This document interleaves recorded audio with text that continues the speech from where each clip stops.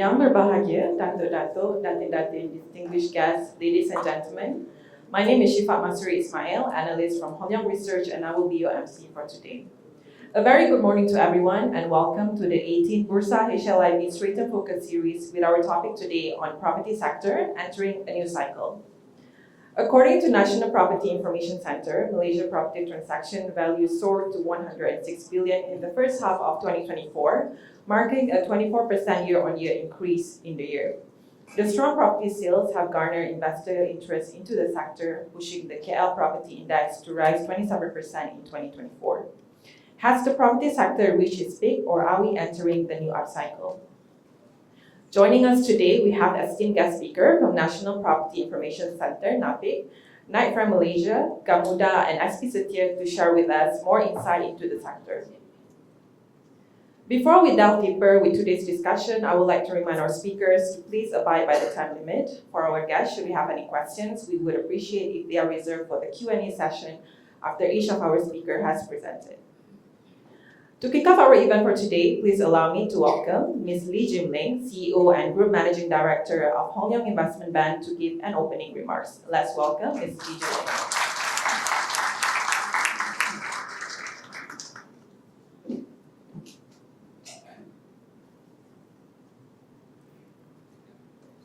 Good morning and welcome all our valued clients and distinguished guests.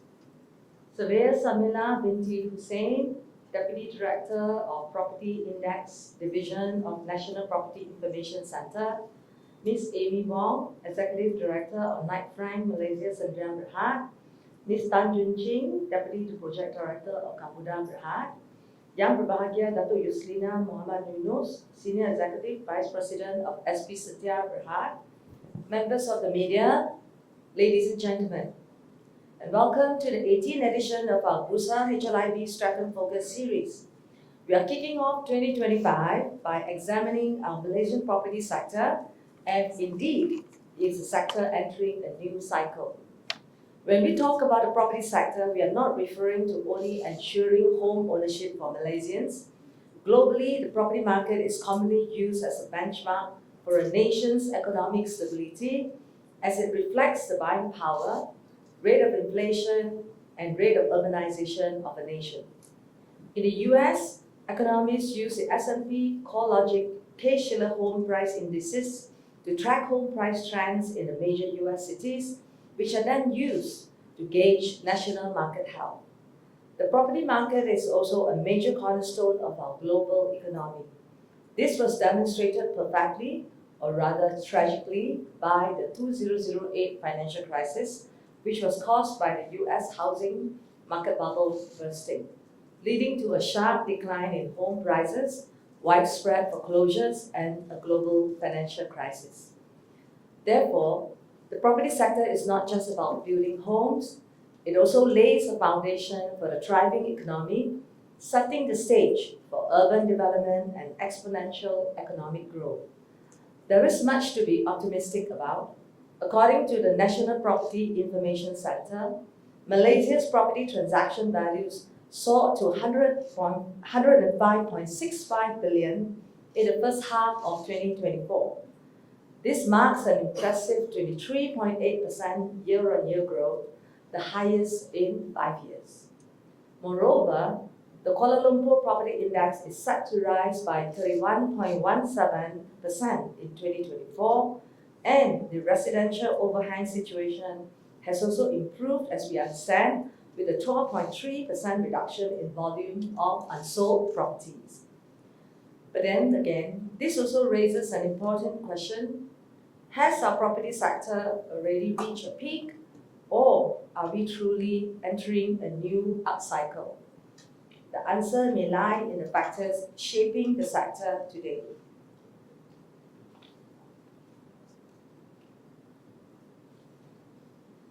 Affordability remains a key factor. In 2025, we are expecting higher wages for civil servants and the introduction of a higher minimum wage. This incremental increase in disposable income is a much welcome factor in catalyzing demand and raising affordability for properties across the country. At the same time, our current 3% overnight policy rate and stable mortgage rates in Malaysia bodes well for demand in the property sector. The low interest rate makes ownership more affordable for those looking to invest in the near future. The sector's optimistic outlook is further supported by the government's initiatives outlined in our National Budget 2025, in which the Prime Minister has announced tax reliefs of up to 7,000 for first-time house buyers. With a stable employment growth rate and an expected GDP growth of 4.9% for Malaysia this year, according to HLIB's projection, the economy remains on firm ground, providing the right conditions for sustained growth in the property sector. Ladies and gentlemen, amidst our optimism, we believe challenges will still persist. Affordability concerns, inflationary pressures, and global uncertainties requires our attention. Tackling these challenges require collaborative effort and innovative strategies. To further provide insights into these challenges and opportunities, we have today assembled this distinguished panel of experts. Let their insights guide us as we navigate these opportunities and challenges ahead. We are certainly looking forward to your active participation and idea sharing.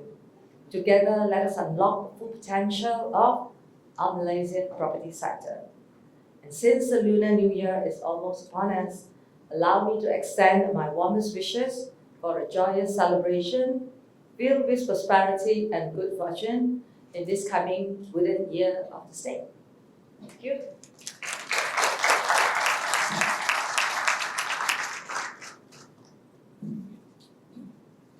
Thank you, Ms. Jim Ling, for the warm opening. Our first speaker for the morning is Puan Sarmila Hussein, Deputy Director of the Property Index Division at National Property Information Center, NAPIC. Puan Sarmila is a registered valuer, property agent, property manager, and a member of the Royal Institution of Surveyors Malaysia since 2015. She served for 25 years with the Valuation and Property Services Department in various branches. Puan Sarmila led the development of property indices at NAPIC, including the current Service Apartment Price Index, and contributed e-articles to the NAPIC portal. Apart from that, Puan Sarmila also served as one of the expert panelists of the National Real Estate Research Coordinator in the field of real estate development and finance. Please welcome Puan Sarmila.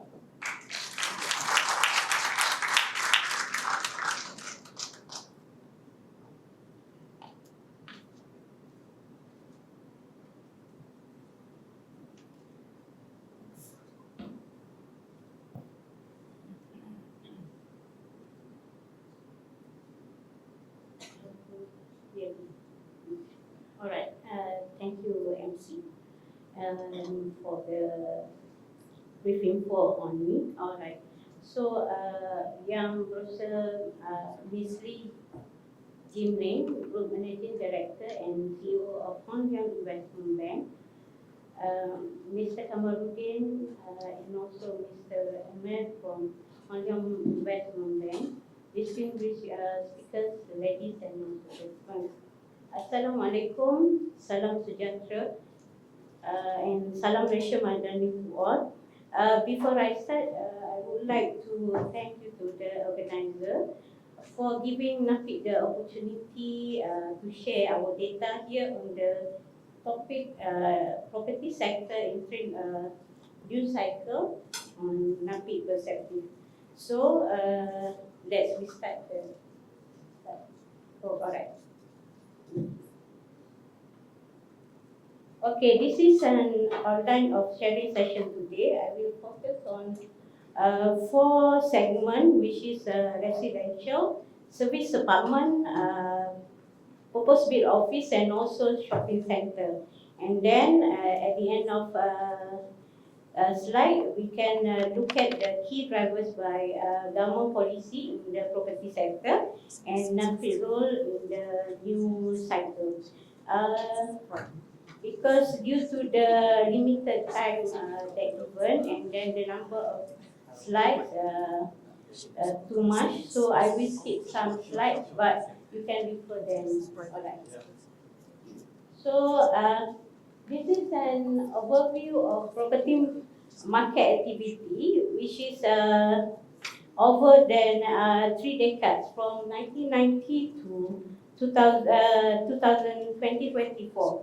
And then we can saw that generally for over 3 decades, Malaysia property market has gone through various economic ups and downs, which is have influenced its performance. Property transaction performance, and the property market closely follow the GDP. When it's rising and falling, the GDP, the market activity will follow in tandem throughout this period lah. And then in this cycle, in this slide also, show a cycle, key event, and also the impact on the property performance. Like Asian financial crisis in 1997, we saw a sharp decline in GDP and also property transaction. And then we have a SARS outbreak, global financial crisis in 2008, which is significant drop in market activity. And then when the IBS introduced in 2009 to 2014, we saw the boosted transaction and also property values.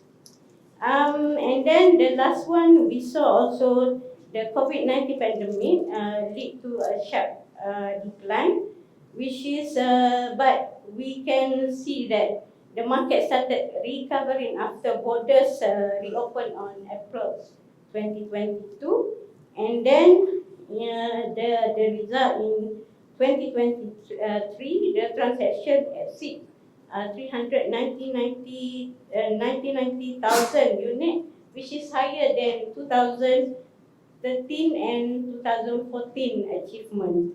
That if you can see also this slide, it's recorded that property values remain steady, which is even during downturn, transaction value grows in the long run. Okay, and then the next,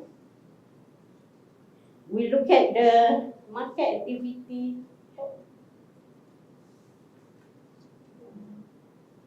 Oh, alright.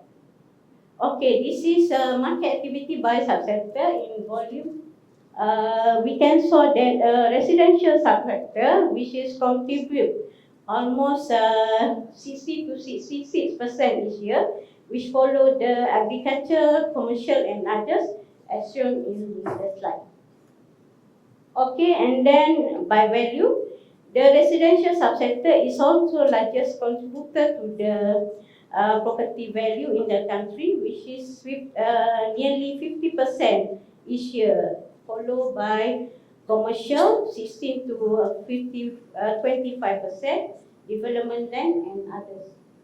Alright, by state, we can see that Selangor, Johor, and Perak are the main contributor of the property transaction in the country, which is making up almost 50% from the transaction nationwide.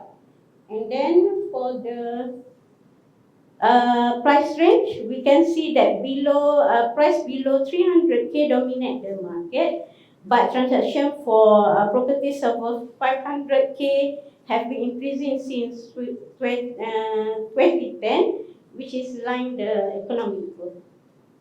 And okay, so let's we look at the major contribution for our market transaction, which is residential. So in the residential, look at the supply.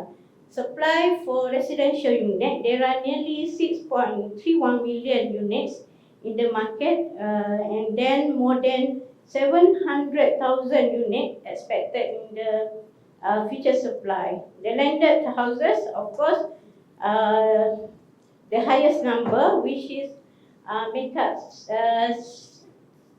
69.4%, which is over than 2.5 million units. And then we can see that Selangor, Johor, Kuala Lumpur, and also Perak have the highest number of existing units and also future supply. And then look at the demand of the residential. This is a transaction data, which is after demand, we can saw that grew after 2000, with transaction exceeding 200 1,000 units.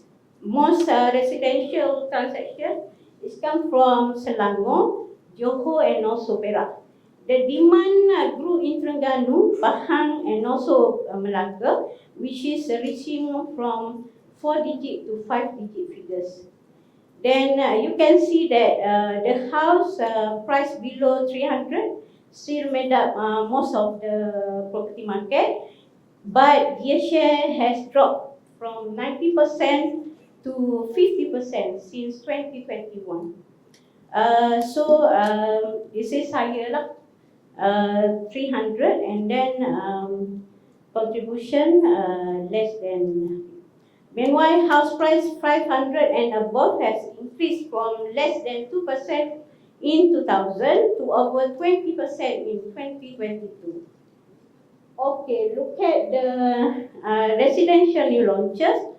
We saw that all around 50,000 units were launched each year, except for the 2017, which is we saw the increment the highest 78,000 units. The sales performance is varied between 28% and 46% this year. And then the landed houses were the most common type of the property launches. High-rise began increasing in 2014 and surpassing the landed houses by 2017. Okay, and then we saw also the house price. House price below 300 are still common. However, there is a significant increase in other price ranges, particularly for those price above 500K. And then, okay, look at the market sectors, which is overhang recorded as at Q3 2024 is nearly 22,000 units overhang for residential, which is valued about 14 billion. And this is from that 61% is being high-rise unit. The highest average price range for these units is 300 to 400K, and follow for 200K to 300K. And then for unsold unit, as shown as in the slide. But this one you can refer to our portal to get their features. Okay, look at the residential overhang for Q3 2024. The majority of overhang comes from the state of Johor, Perak, Pulau Pinang, and also Selangor. Project launched more than 5 years ago, which is before 2020, is accounted for the highest share, which is making up more than half of total overhang units in our country. So we move for the house price movement, which is for NAPI, we are referred to the Malaysian House Price Index. The house price recorded the double-digit growth from 2011 to 2013, which is boom time lah. This time, that time very boom time, and then starting they dropped to the 9.4% in 2014 to below 4% in 2018, and also after that stagnant at 1.2% during the pandemic. And we saw that the recovering from pandemic to record over than 3% in 2022 after border reopen. All right. So we move to the house type. If we compare the prices index, the house type terrace has been more stable, with consistent growth even during the pandemic. So better buy the terrace for investment. So next. this is a increase in house price by state. Compare 2000 versus 2024. This is we can see that it almost more than 3 times compare 24 years ago. And then for this slide, median house price and also affordable price, we saw that affordable remains an issue in the housing market. This slide shows a comparison between the two of parameter, and in many states we saw that median house price is higher than the affordable price set by the DRFM. Okay, let's go to the service apartment segment. Okay, in the segment of service apartment, we can show that supply of service apartment in Malaysia exceeds 400,000 units, which is marking them for a five-fold increase over the past decade. Future supply is projected to be nearly 70% of the existing stock. Kuala Lumpur, Selangor, and also Johor are the main contributor to the service apartment market. And then in terms of demand, we can show that service apartment transactions are only a small portion when we compare to the residential property transaction, which is less than 10%.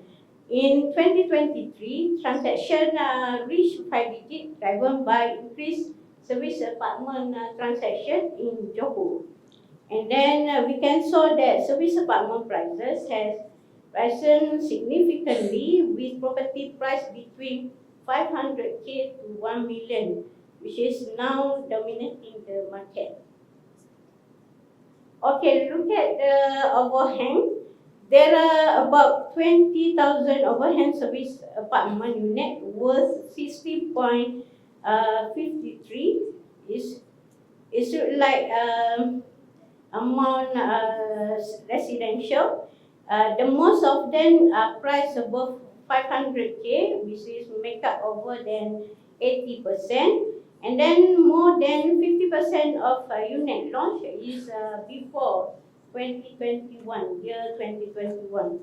And then, of course, Johor the highest number of overhang, which is more than 50% from the nation figure.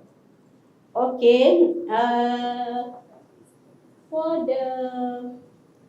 the supply, for the unsold unit service apartment is nearly 39,000, which is most of these units, which is around 82%, are priced at 300 to 1 million.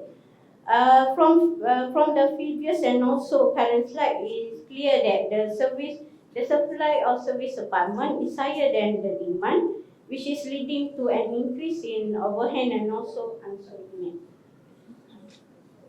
Okay, this is a new product from NAPI, Service Apartment Price Index. We launched September 2024. We cover Kuala Lumpur, Selangor, Johor Bahru, and also Penang.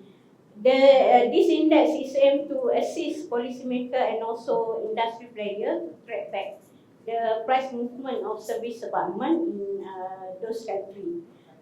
Overall of the growth service apartment price index have been moderate. This moderate might be due to the oversupply of service apartment and also high-rise properties in the market. Alright. Look at the slide. Alright, look at the proposed bid office and also shopping center in Klang Valley. The slide shown the supply of office space in the country as such H1 first half of 2024 is 18.73 million square meter. From this figure, 76% is come from the Klang Valley. In Klang Valley, we can saw that the orange one, we can saw that the occupancy dropped during the pandemic, then has remained lower through H1 2024. The entry of the new office space into the market during the pandemic, together with a shift of style work from home and also co-working, has contributed to an oversupply of office space in the Klang Valley.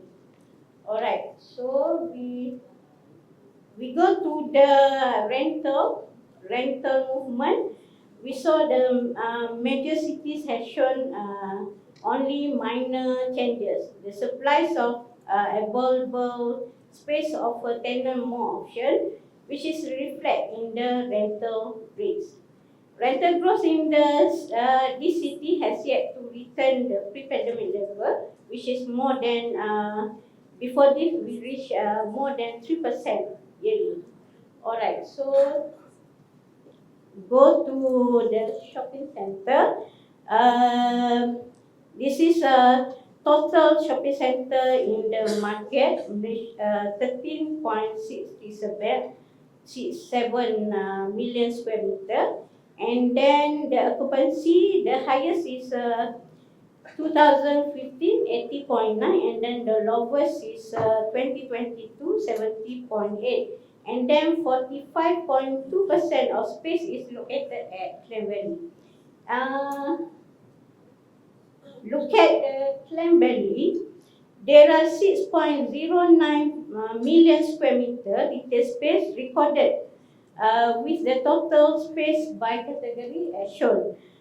This category actually we are classified based on the characteristic and also size of net lettable area. Like super regional is net lettable more than 1 million square feet, and then regional center 500 to 1 million square feet, and neighborhood center 200 to 500 square feet, and then community center from 500K to 200K. Alright, so and then this one is shopping center growth is moderate because of the impacted of pandemic, and then the rise of e-commerce since 2004. From our data that we capture that 25 to 31% of the retail space conducted business in F&B, and then 22 to 37 is for fashion, including footwear, bag, and also accessories.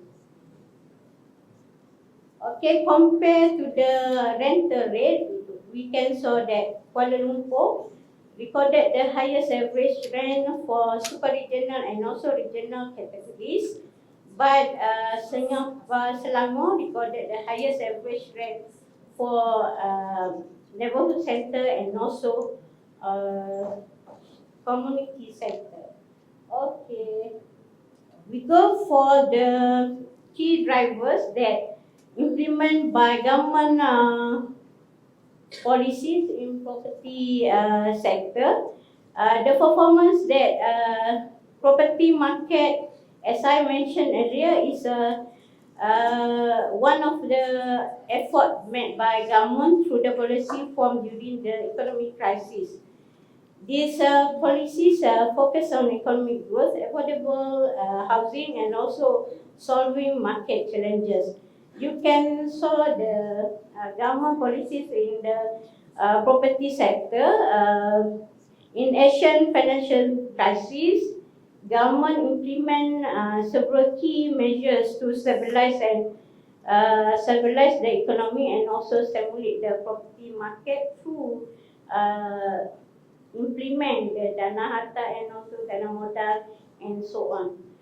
And then after that, we can saw the recovery and also expansion on 20s that government continue the strengthen regulation on housing developers through Housing Development Act, and then we got a global financial crisis. Government make economy stimulus package, which is to boost again domestic demand and also infrastructure development. And then after that, government, when it comes to rising on house price, government introduced the real property gain tax to curb the speculation of the property. Alright, and then the post-2020, several policies were introduced to aid economic recovery from COVID-19 by introduce the property stimulus package, which is HOC, and then extended to 2023, replaced by IMILE, and then including that, government also continue with policies to increase affordable housing available, such as Rumah WIP, Prima, PPAN, and so on. And then we can saw also in the budget SJKP, Syarikat Jaminan Kredit Perumahan, which is promoting home ownership among gig economy workers. And then the last one, I think, end of 2024, announcing the Johor Singapore Special Economic Zone, which is to boost economic growth in both regions. And then coming to the NAPIC goal in the new cycle, NAPIC to support the new property cycle, which requires easier and also faster access to property data. NAPIC launched a new portal on May 15, 2023. New features on the portal as in the slide. So we got data visualization, visual analytics, open transaction data, which is you can see the real transaction data on our website, weatherdamudah.com. And then we got a NAPIC publication with Excel format to get easier for the researcher to making analysis and so on. So NAPIC also developed a new system for data collection and also distribution that we call Prism 2.0, which is expected to speed up the data collection and so sharing with the public. This phase will be, the first phase will be launched on July 2025. You can scroll down, and then in conclusion, yes, the Malaysian property sector is entering a new cycle with several changes. House prices are rising across the country, and high-rise units are becoming more popular, especially in major cities with limited land supply. However, there is a mismatch between supply and also demand. We can saw that especially in high-rise and service apartment market. The youth sustainable goals in property development is also gaining more attention. And at the same time, the growth of online shopping, co-worker space, and remote work is creating challenges for mall and also office space. Finally, to succeed, the property sector must adapt to this trend and face this challenge going forward. So, for that, thank you for your attention.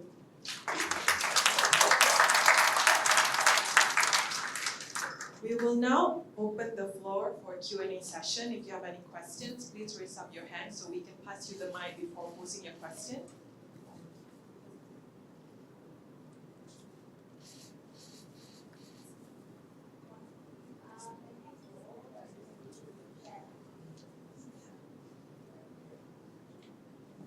The questions I had was that when we talk about the overhang and the oversupply, generally when you classify those inventory, are those like a lot of them more than like 3 years, or like, because those that cannot be sold really like more than 3 years, I think would be a very tough call.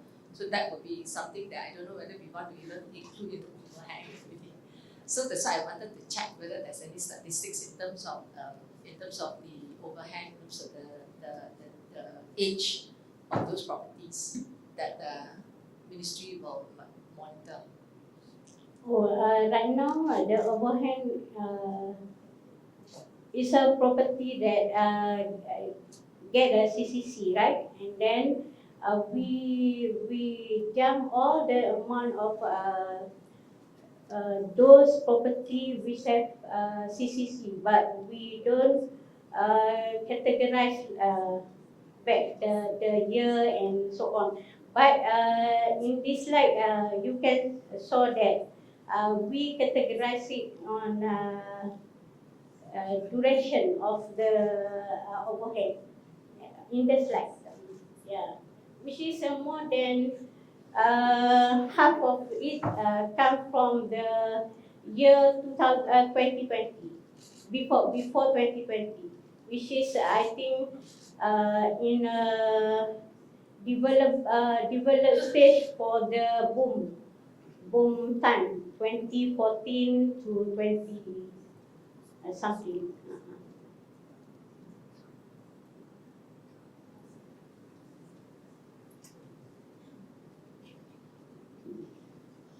Puan, I need from Holong Islamic Asset. It's a very good slide, very good information on the property sectors itself. Very recently, I was also talking to my children about investment, and the property matter came up. Interestingly is to see from your slide on the 3 states that you have mentioned, and Perak is one of them. Can you share why Perak has now become an interest on the rising of property? Taking for also that I come from Perak family, so it's good to know what is the project that the ministry have in Perak, and what are the developments that currently is in Perak, and going forward, what is the future plan? How to bring Perak to a level like, for example, where Johor is now. I have friends in Singapore who are also going through the retirement phase. They're also looking for properties in Malaysia. They have mentioned about Johor. They have also mentioned about Penang. Interestingly, in the social media, I've read that Perak also have a lot more activities coming through on tourism, and Singaporeans are taking direct flight from Singapore to Perak to enjoy the food in Perak and all that. So maybe you can share with us more insight on what's happening in Perak. Thank you. Actually, if you saw the slide in Perak, so increasing of the transaction, and then I think the factor that contribute to the active transaction to the Perak, one of the that is infrastructure, which is ETS. We got an ETS. I think there's some of workers from KL going back to the Perak every day. This is happened. Then the because of the price in Perak is cheaper than here, so this is one of the factors that contribute. But the other factor such as investment and so on, maybe I cannot explain further.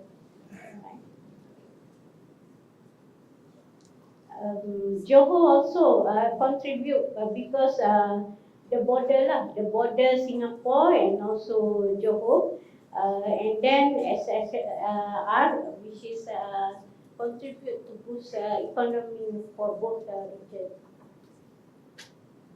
And then if you saw the price index, Johor is the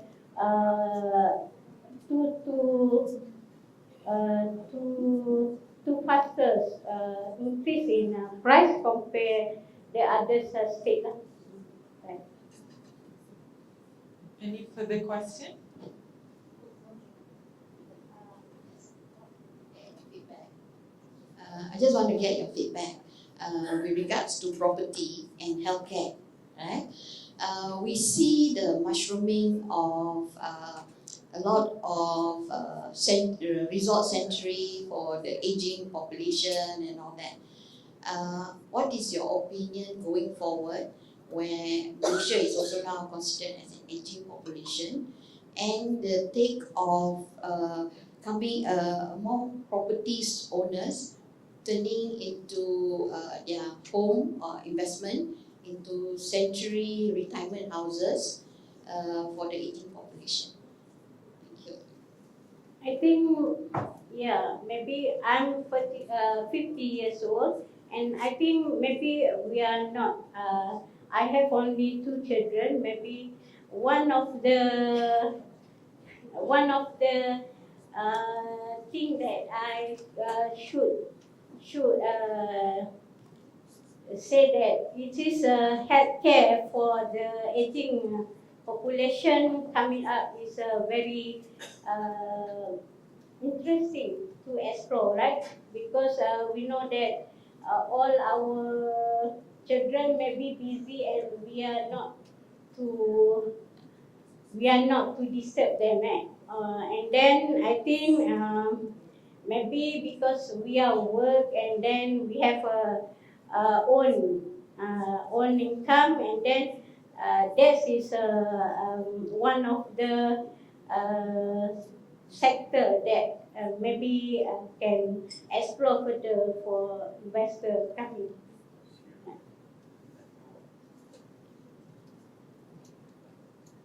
Any more questions from the floor?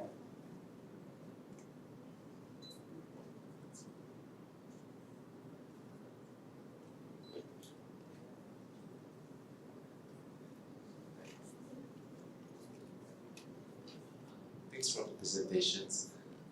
I would like to know, how do you see the demand for property in Johor, whether it's more like on high end or affordable due to the Johor establishment of Johor Singapore economic zones? And also, may I know what are the key risks that you may address for property investors to invest in Johor properties at the current environments? Thanks. I saw Johor in 2 ways. Johor cater for the high-end price for the Johor Bahru and also Iskandar, which is cater for the foreigner. But we can split that. Johor also in the district like Muar, Batu Pahat and so on. We have a lot of land supply still there, and then I think the price should be not same like Johor Bahru lah, because Johor Bahru is I think those pemangkinnya adalah Singapore. Yeah.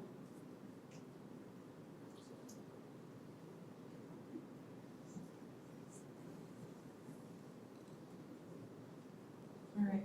If there's no further questions, on behalf of Holland Investment Bank and Bursa Malaysia, I would like to thank Puan Sarmila for sharing her insight with us today.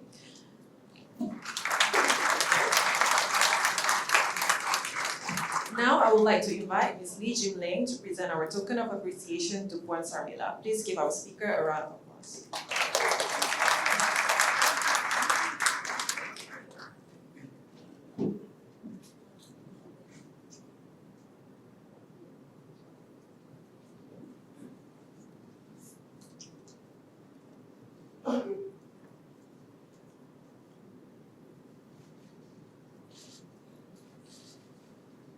please remain on stage.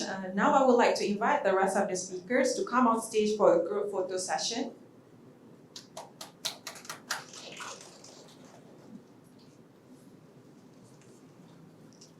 Mr. Allen, could you please also come on stage? And Mr. Jeremy? Ms. Lau Mei Chi from BURSA as well, please. Could you move a little bit to the front? A bit, yeah.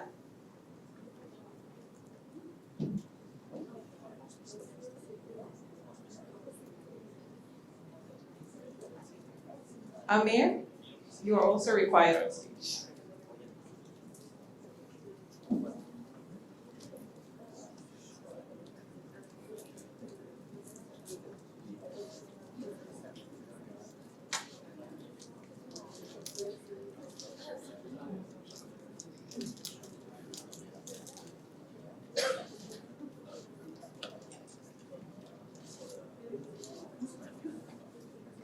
Please give our speaker a round of applause.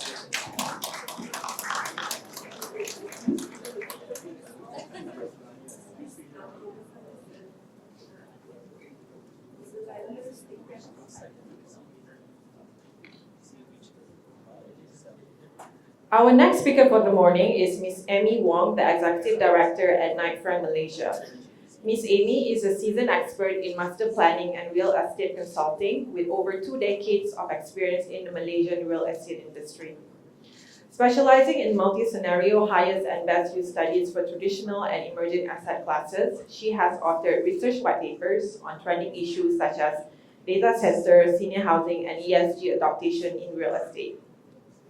Her corporate tenure includes leadership roles at Saville, CBRE, and Sunway Property, where she established a renowned in-house property think tank and spearheaded impactful research initiatives.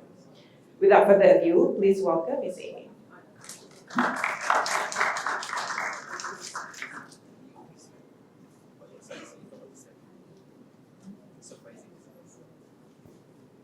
Right.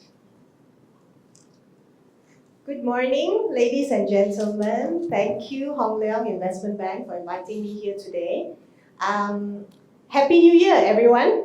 Okay, so today my task to provide an overview of the Malaysian property market in 25 minutes. All right, so you can see here that my title, Shaping Tomorrow, Key Trends and Insights into the Property Market. So, Puan Samila has given a very comprehensive overview of the government statistics on the Malaysian property market. Today I'm going to give you from the commercial point of view, from the developers, the players, what are their sentiments. That's part of our CREST report, which is the Malaysian Commercial Real Estate Sentiment Survey. This is where Knight Frank Malaysia, one of our flagship reports, we actually surveyed developers, financiers, and investors and see what are their perspectives, how was 2024 for them, and how will 2025 be like in terms of their plans for investing and entering the property sector in 2025. So we launched the CREST report on the 6th of January.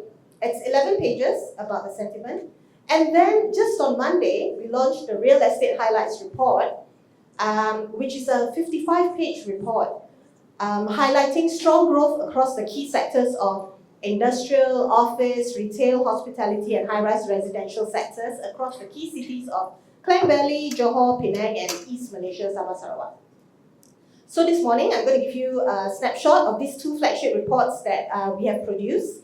We'll be looking at market activity, transactions, sentiments, forecasted growth, and we'll explore what this means for the Malaysian property market in 2025. So let's dive straight in. 25 minutes, I'm very conscious of that. So let's go into Klang Valley.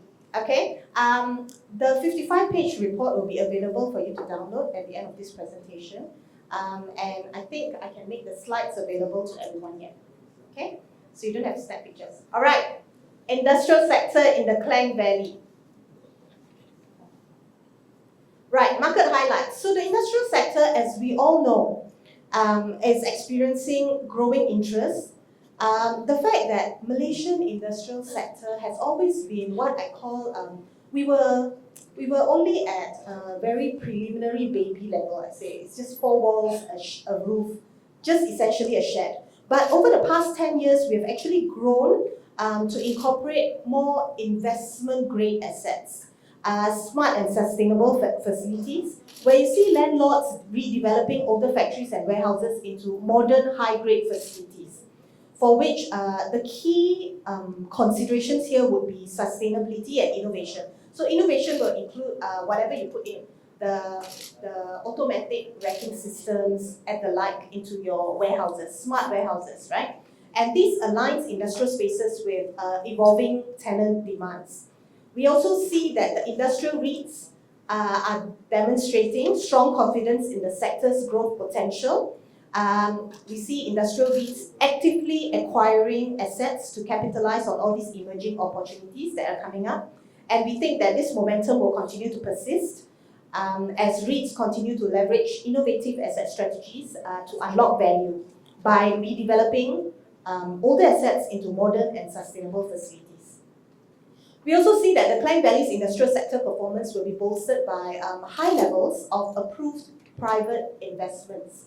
As shown by the impressive figures in the first 9 months of 2024, this reflects pretty robust investor sentiment and signals continued economic growth for the industrial sector. The sector remains stable in prices and rental rates so far, underpinned by sustained demand and a pretty resilient market. We have higher quality assets coming into the market right now, such as Grade A warehouses, and these are commanding premium rates and underscores strong fundamentals such as confidence by both investors and occupiers in this sector. What are these other fundamentals that we're looking at? If we look at the industrial production index, this is projected to maintain a positive trajectory. And then trade performance also continues with upwards in third Q, growing by 13.6%.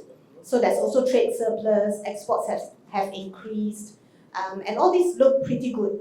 If we looked at approved manufacturing investments, because this is the industrial sector we're talking about, and it's not just about REITs investing in industrial properties, right? It's also about our occupiers, who's occupying all these Grade A warehouses or good quality manufacturing factories. So in the central region, Klang Valley approved 264 private investments totaling 15 billion ringgit. So it's the second highest contributor after Kedah, if we're looking at 9 months statistics, because the full year one hasn't been released. Negeri Sembilan also shown impressive growth in the central region and is among the top 5 contributing states. In the northern region, Kedah, the country's leader in terms of approved investments, contributing almost 33 billion ringgit, accounting for about 37% of total manufacturing investment. Penang, on the other hand, there's a decline in manufacturing investments, dropping by 69% in 9 months 2024. However, FDI remains the largest contributor right over here. As you can see, it's mostly driven by FDI, 83% in total. In the southern region, Johor recorded a 13% increase in manufacturing investments, totaling 8 billion ringgit. And in East Malaysia, Sarawak, 5 billion ringgit in approved investments, just ranking slightly behind Negeri Sembilan. And Sabah saw 2.4 billion in approved investments, which is a 79% increase 9 months year on year. Okay, in terms of the industrial sector, real estate, I think Puan Samila gave a very good overview just now already. But you can see that there has been a significant increase in transaction volumes and values year on year, reflecting strong market performance. And in Klang Valley, we saw 2,208 transactions amounting to 10.8 billion, which is an increase of 9% in transaction volume, but an impressive 26% increase in terms of values, transaction values, yeah. Okay, right. And let's take a look at these factories, incoming logistics and warehouse spaces.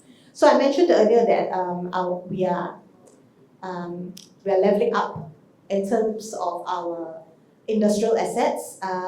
Smart and sustainable facilities, we are seeing this in the industrial sector as businesses continue to prioritize efficiency and they look at durability. So when I mention sustainability here, I don't just mean green.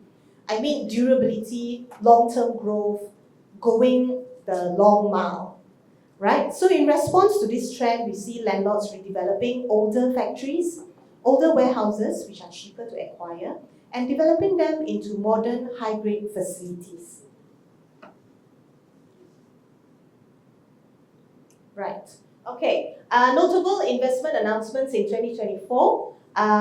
You'll be able to see this, but you'll see that Cherry came in, there's a J&T Recycling Corp, and DHL also invested 300 million ringgit in a state-of-the-art, fully automated sorting facility at KLIA.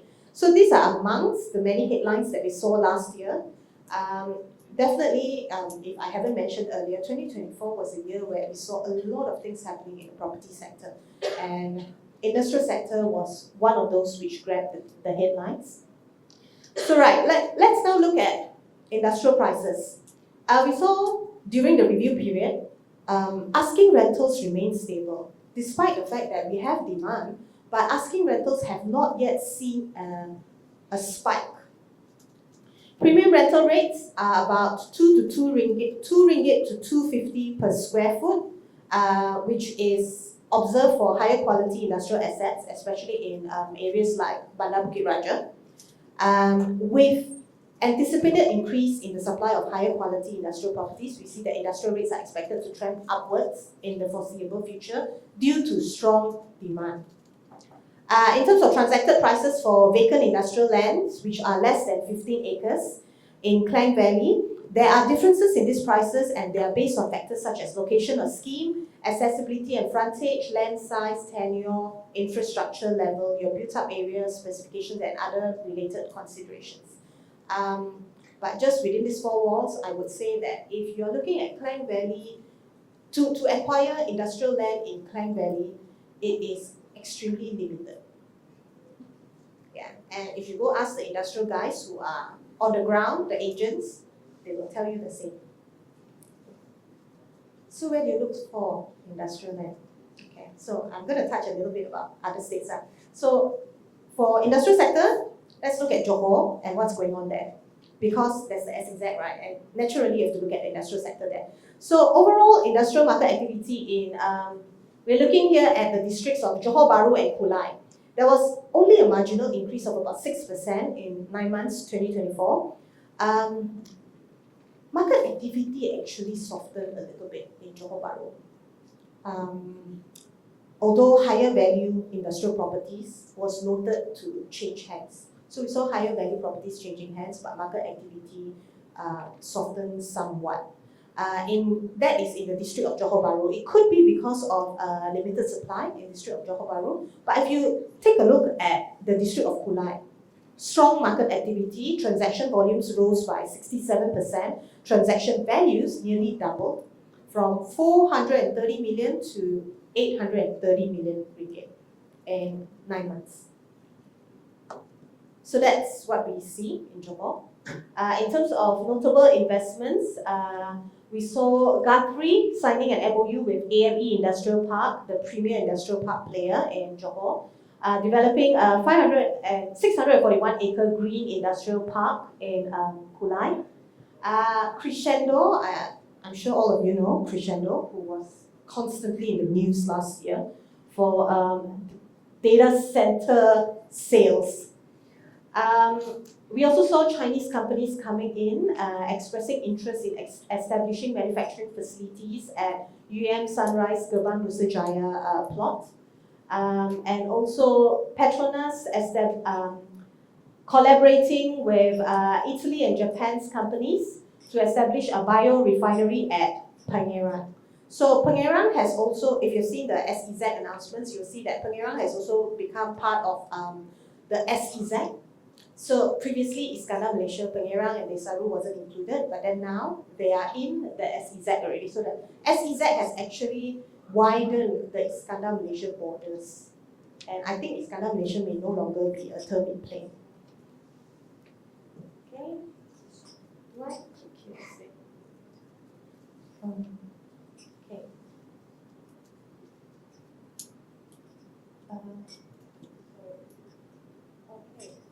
Right. Okay. Penang. Market activity has declined as per the approved manufacturing investments, but foreign investors continue to be a key contributor. And who has come in to Penang? You see Ideal unveiling a 28-acre industrial park within Penang Technology Park in Batam. You see Gamuda launching Silicon Island. I think they'll speak more about it after this. And also, of course, Penang launched the Silicon Design 5-kilometer plus initiative, which is a comprehensive ecosystem for IC design and technology enterprises near Bayan Lepas Industrial Park. Okay, overall industrial market outlook. Investor confidence has fueled the growth in high growth sectors such as green technology, transport and logistics. You see strong performance supported by strategic infrastructure. And however, because industrial is a darling sector, right? So every single developer has decided to expand their industrial land bank. So naturally, there will be competition expected from all the emerging industrial townships. And let me tell you, the developers are there to up the game. They will be building better industrial parks than we have ever seen before in Malaysia. REITs continuing to adapt to evolving market dynamics. We will be seeing, from the investor's point of view, fund manager's point of view, you'll be seeing better quality, better portfolios of industrial assets coming into their portfolios over the next couple of years. And we think, Knight Frank's in-house view is that Malaysia is well positioned to leverage demand that's coming in from all corners of the world and to overcome whatever global challenges there are right now. The chess pieces are all in place, at least for this year, for Malaysia to actually take advantage of ourselves being an industrial hub. I think you guys know what I'm talking about. Even with everything else going on in the world, Malaysia and being part of ASEAN and Southeast Asia, and the fact that we are excellent value for money, and a stable political environment right now, as compared to the rest of the Southeast Asian countries, we can ride on this wave over at least the next 12 months. Okay, next, office sector. Klang Valley office sector, which is where all the offices are located. General market highlights, over the review period, actually we only saw 400,000 square feet of office space completed in one tower, which was in PJ. Paramount completed Atwater Corporate Towers. So looking ahead, we are seeing approximately 1.6 million square feet of new supply expected to be completed in first half of this year. Klang Valley office market has shown resilient demand with MNCs coming in, companies, SMEs coming in to expand or to relocate their offices. So this has added on to improve occupancy and rental rates across all sub-markets, with KL City and KL fringe areas recording notable occupancy gains. Occupiers continue to favor green certified buildings with flexible layouts, modern amenities, which has driven higher occupancies and higher rents in prime grade A and A+ offices. These demand is not just driven by our typical oil and gas and finance sectors, it's now across diverse sectors such as AI, technology and professional services. So looking at the supply, first half of 2025, this year will see the completion of 4 new buildings contributing 1.6 million square feet of office space to the Klang Valley office market. These projects are the Exchange TRX office by Land Lease, as well as Oxley Tower in KL City, TNB Go Bangsa in KL Fringe in Bangsa area, and Sunway Square Corporate Tower 2 in Sunway Selangor. Okay, taking a look at occupancy rates and rental rates. So we see that the occupancy rates in Klang Valley display a bit of a mixed performance. KL City and KL Fringe, I mentioned earlier, recorded incremental improvements. Occupancy rates rose from 67.5% and 87.2% respectively, with KL Fringe still being more highly occupied than KL City. But because KL City saw 118 coming in, so there was a bit of a drop, right, earlier in 2024. But now we're seeing a sort of stabilizing of this.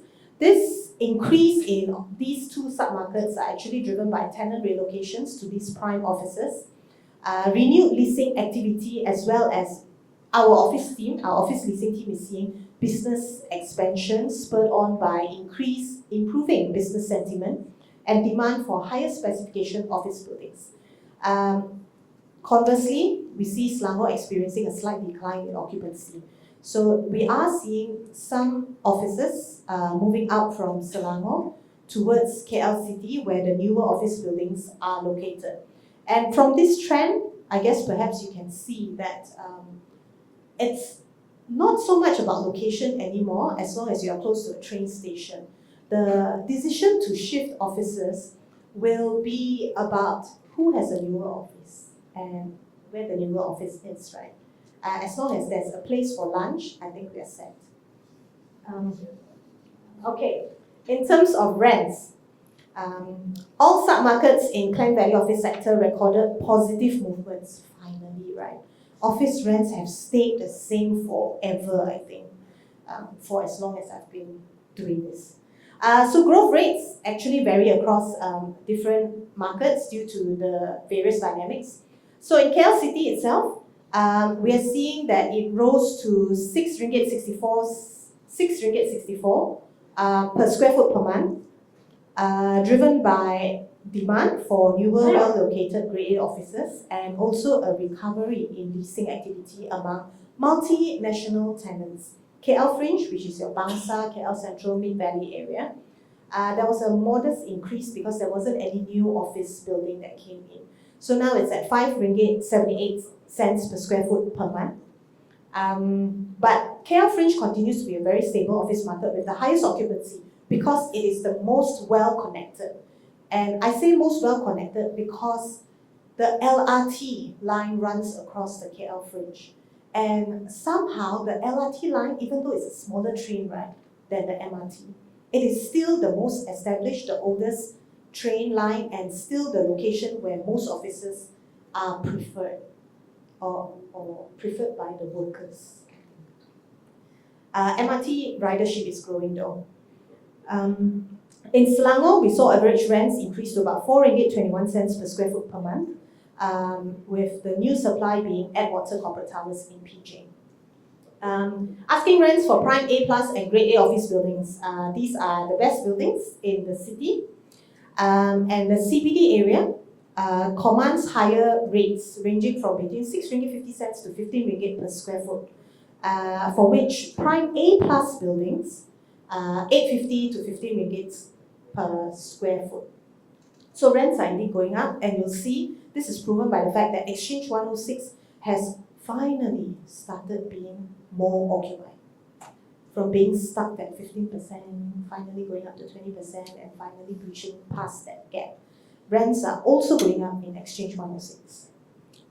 As we know, Exchange 106 is the only speculative office building in TRX. The rest all are unoccupied. Okay. So who's moving where? Okay, of course I couldn't put names here, but as you can see across, in Exchange 106, we saw a telecoms player shifting in, taking up approximately 142,000 square feet. In Plaza Conley, we saw a financial service bank taking up 110,000 square feet. Integra, co-working space operator, took up 24,000 square feet.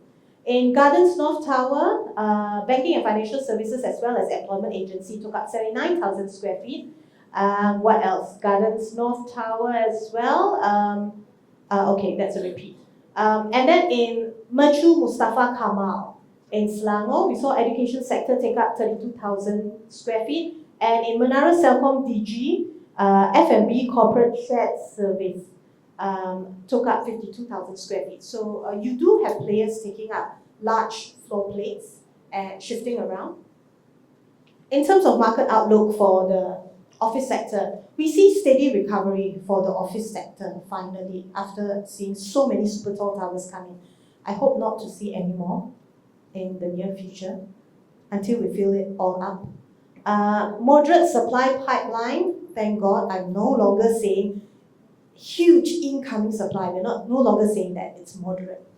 Okay, so it's tapering off, letting us all take a breather. Prime locations will drive demand, especially driven by the MRT line finally, because the LRT line is already very packed. There exist opportunities in asset repositioning. So, all these office buildings that are being completed, there are people shifting, as we know, our neighbor just across the road, right? Shifting across to 118. And what happens to the old buildings? Not just targeting one building. What happens to all these old buildings? So I think all these old buildings are located in very good locations, strategically located, fantastic addresses. What do you do with them? There is that opportunity to reposition them, redevelop, refurbish. And for property, it is about the location. So they have the location going for it. It's only who has the capital to enhance these assets, right? And we think that, however, there is a cautious, I must say that there will be a cautious investment climate because the office sector is still talking about corporate sector. And we are still very much liable to the global headwinds that are happening around the world, as well as the uncertainty that everyone deals with every single day whenever a new president or prime minister comes on board. Okay, next, retail market. Okay, this is actually my favorite sector to talk about, but I haven't been able to say anything about it for a very long time. Klang Valley, market highlights. Klang Valley retail market is set to grow with an additional 1 million square feet of retail space. Retail sales has grown by 3.8% in third quarter of 2024, driven by strong domestic demand. Okay, no, driven by domestic demand. I wouldn't say strong. And some tourist spending, returning tourist spending. Despite the fact that it is tapered off by rising costs, we are all feeling it, I'm sure. Where you used to be able to buy 2 or 3 plates of nasi lemak for the family, now you can only afford 1, right? All of us feel that, right? A bowl of noodles. Yeah. So anyway, new developments, new malls that came on stream were Bloomsvale in Oak Lang Road, Elmina Lakeside Mall, as well as the recently opened 168 Park Mall, and all these highlights that thankfully developers are not just doing mega malls anymore, no longer the large super regional malls, but there's a shift towards neighborhood-centric, community-focused retail spaces. And I think this is driven by the fact that all these plans were drawn up, all the plans for these malls were drawn up during COVID. It takes four years to finally hit the market, right? So during COVID, you all had that, was it 5, I can't quite remember, was it a 5 kilometer, 10 kilometer radius thing? You cannot go shopping past that, otherwise you hit a roadblock. So yeah, I know that those days are past us already, right? But you can still remember. So there were also major acquisitions of shopping malls that happened during the year. This includes Tropicana Gardens Mall, Deepal Shopping Gallery, and 163 Retail Park, which shows that there is investor confidence in high-quality, strategically located retail malls. Right. Okay. In terms of supply, I mentioned earlier, neighborhood malls are the ones to look out for as they come into the market, and the expected new completions in 2025. Who are we seeing coming into the market this year? Sonada Mall at KLGCC by Sime Darby, Sun Surya Forum at 7th Avenue, Pavilion Damansara Heights Phase 2, The reason why phase 1 is so quiet is because we are waiting for phase 2 to complete and then connect to the MRT. Yeah. There's also, there's one more mega mall company. Okay, sorry, I shouldn't say IO. There's one very huge mall that has taken many, many years to complete, but it's expected to complete this year. This is Hexter World at Empire City, which will be 1.8 million square feet in terms of NLA. It is entering the most retail saturated space in the country, which is the Damansara shopping zone. Yeah. Okay. Yeah, that was a research-led statement, not sentiment-led. Okay. Right. 118 Mall down the road, 1 million square feet. Also expected to complete by the end of this year. Hopefully. But I know everybody, all developers especially, one day is trying to complete in time for ASEAN Forum thing. I think they're also rushing Park Hyatt if they can. Okay. Occupancy rates, thank God, it's continuing to rise, reflecting the resilience of the retail market. But I would say that the retail market for the prime assets, it is driven very much by the fact that these are well-managed malls held by reputable fund managers. And so therefore, they have done a very good job in coming back and bouncing back from the pandemic. Occupancy rates are also fairly high. We are now averaging at about 86% occupancy. I mentioned earlier the 3 key retail malls which were transacted last year. IOI Mall bought Tropicana Gardens Mall and renamed it to IOI Damansara Mall. And then Keep REIT bought the Pulse in Cyberjaya, and Sunway took over 163 Retail Park in Montclair. So general market outlook, retail sales growth has gained momentum. There will be community-centric malls leading the expansion of the retail market. Government policies will continue to focus on driving spending, but cost continues to remain a challenge for all of us. Inflation challenges will spur retailers to rethink pricing and operations. Investor confidence in prime assets, prime retail malls continue to do very well. And in terms of your retail experience, technology and experiential retail will continue to shape how these shops will look like in the malls. Okay, very quickly, next, hospitality sector. In the Klang Valley, which is the focus of where the ASEAN Forum will be this year, Malaysia's economy has shown resilience actually over the first 9 months of 2024.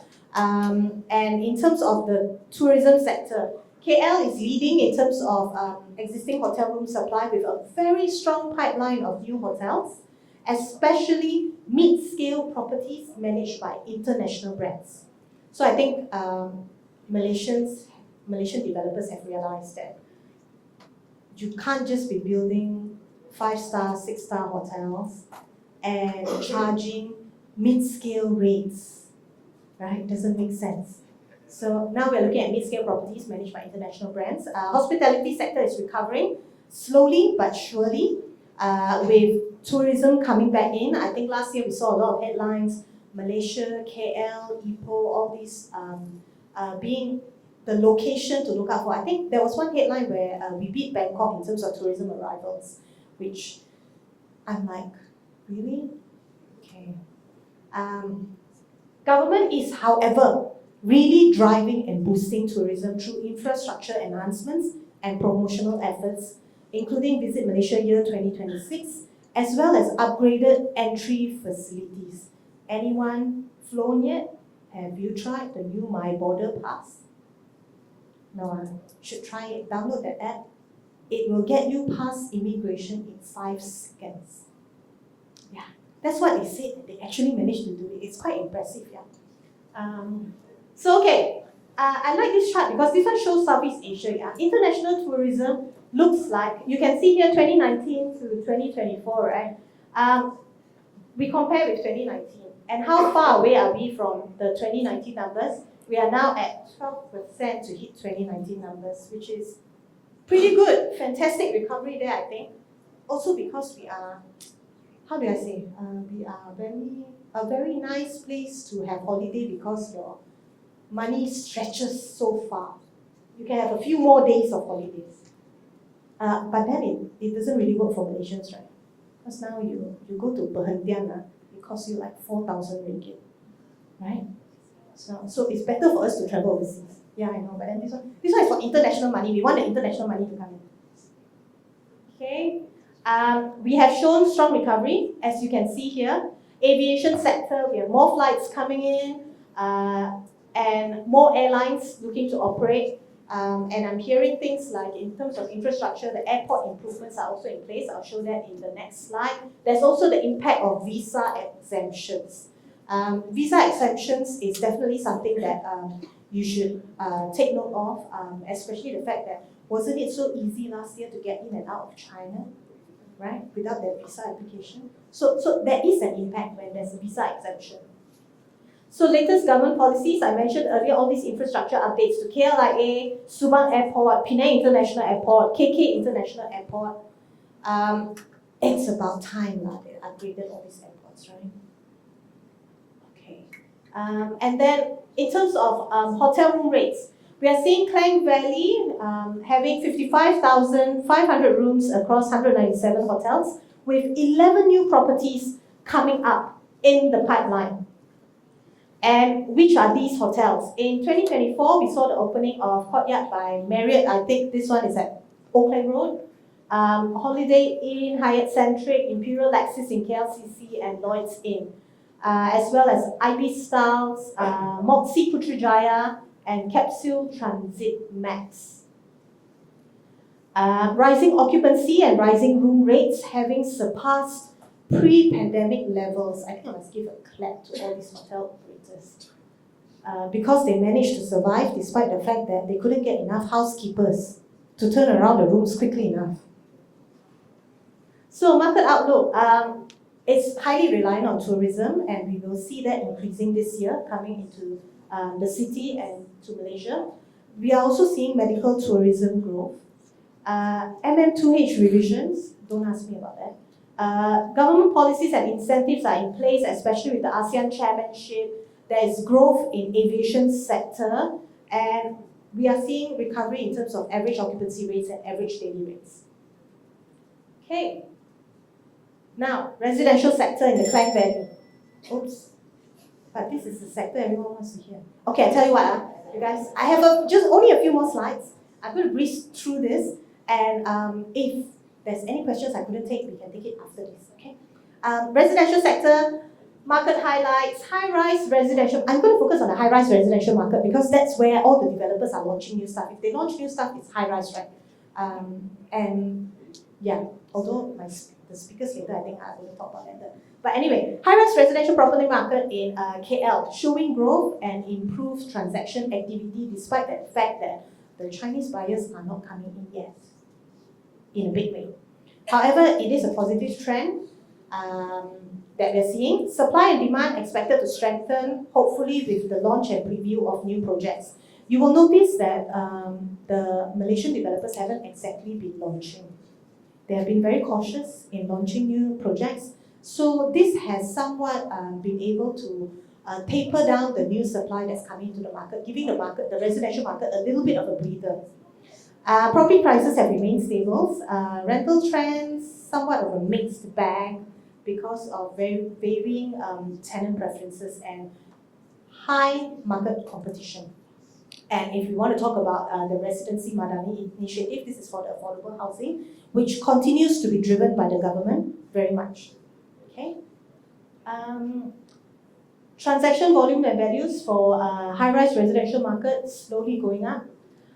We are seeing 3,625 new units for luxury high-rise residential units entering the market, for which we saw Core Residences, Atrium, Alpha Bangsa, and Kami Montiara completing in the second half of 2024.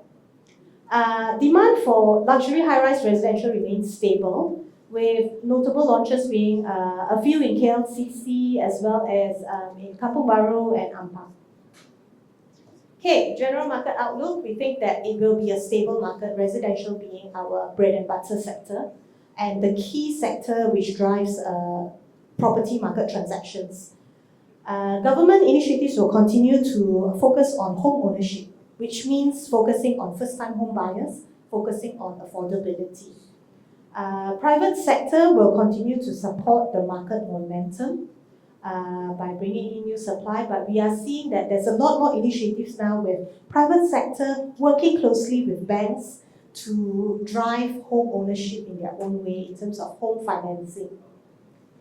There are investment opportunities available in KL as KL continues to be the main capital for which it is the entry point for international buyers looking to come into Malaysia as we continue to remain the working capital of the country.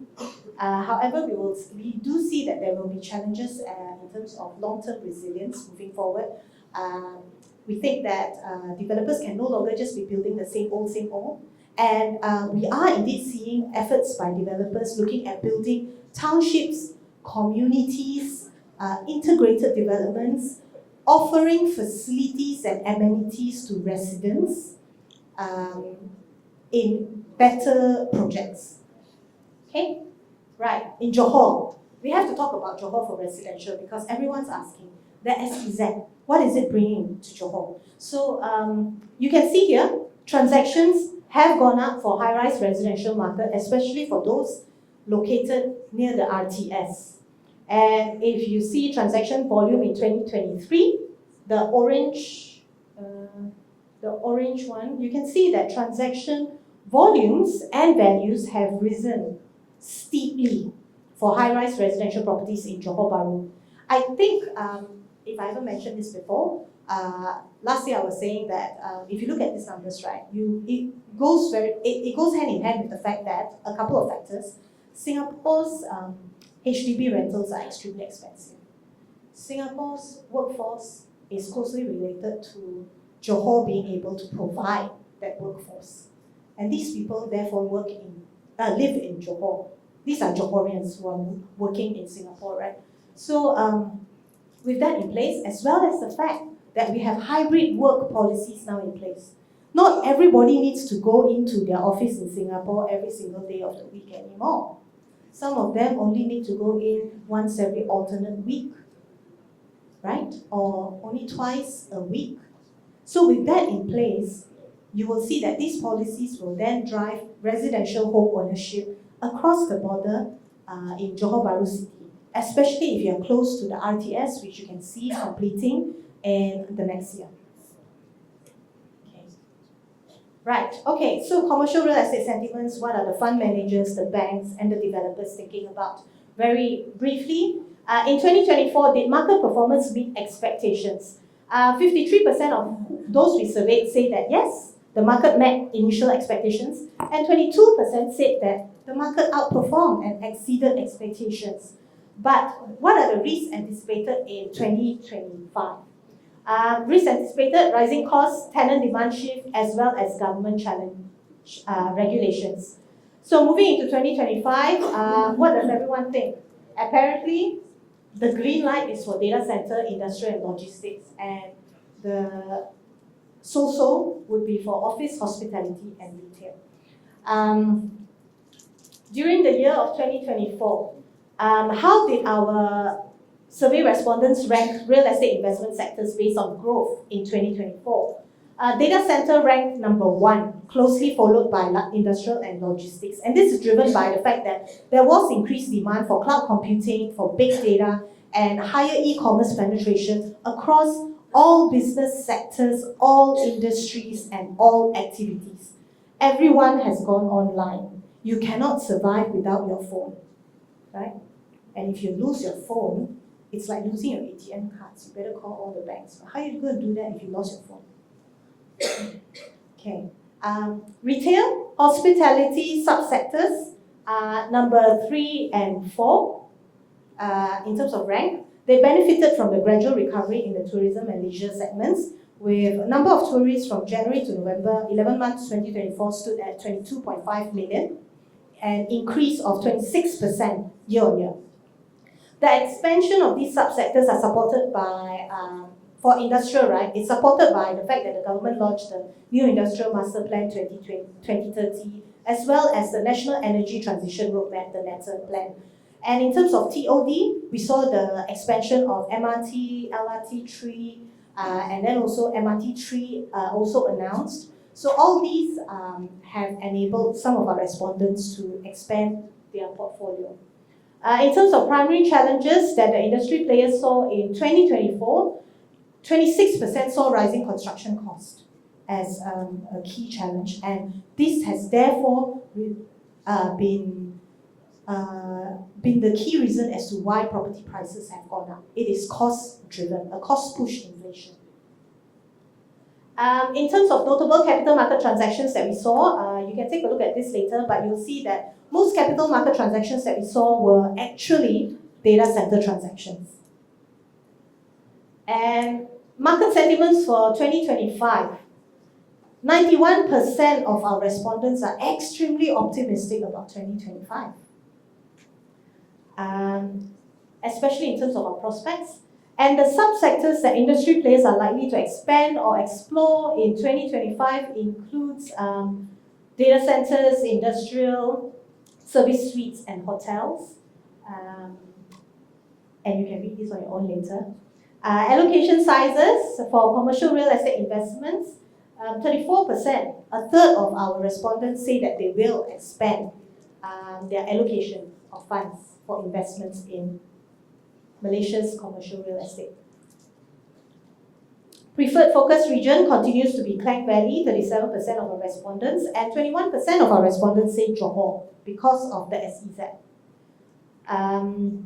Most of our respondents are positive on increase in capital values, transaction cap rates and yields, retail rates, as well as occupancy rates. So how important is ESG? We had to ask this. Because we all know with Trump coming up, really, ESG is thrown out the window. But then I will say this. We all know climate change is real, right? Right? I don't know if you guys feel it, I do. And having seen things like the LA fire and all, you would all know that climate change is real. You cannot deny it. And he's on his second term, final term, correct? He's not going to be there forever. So ESG is something you have to focus on for durability. Sustainability, durability.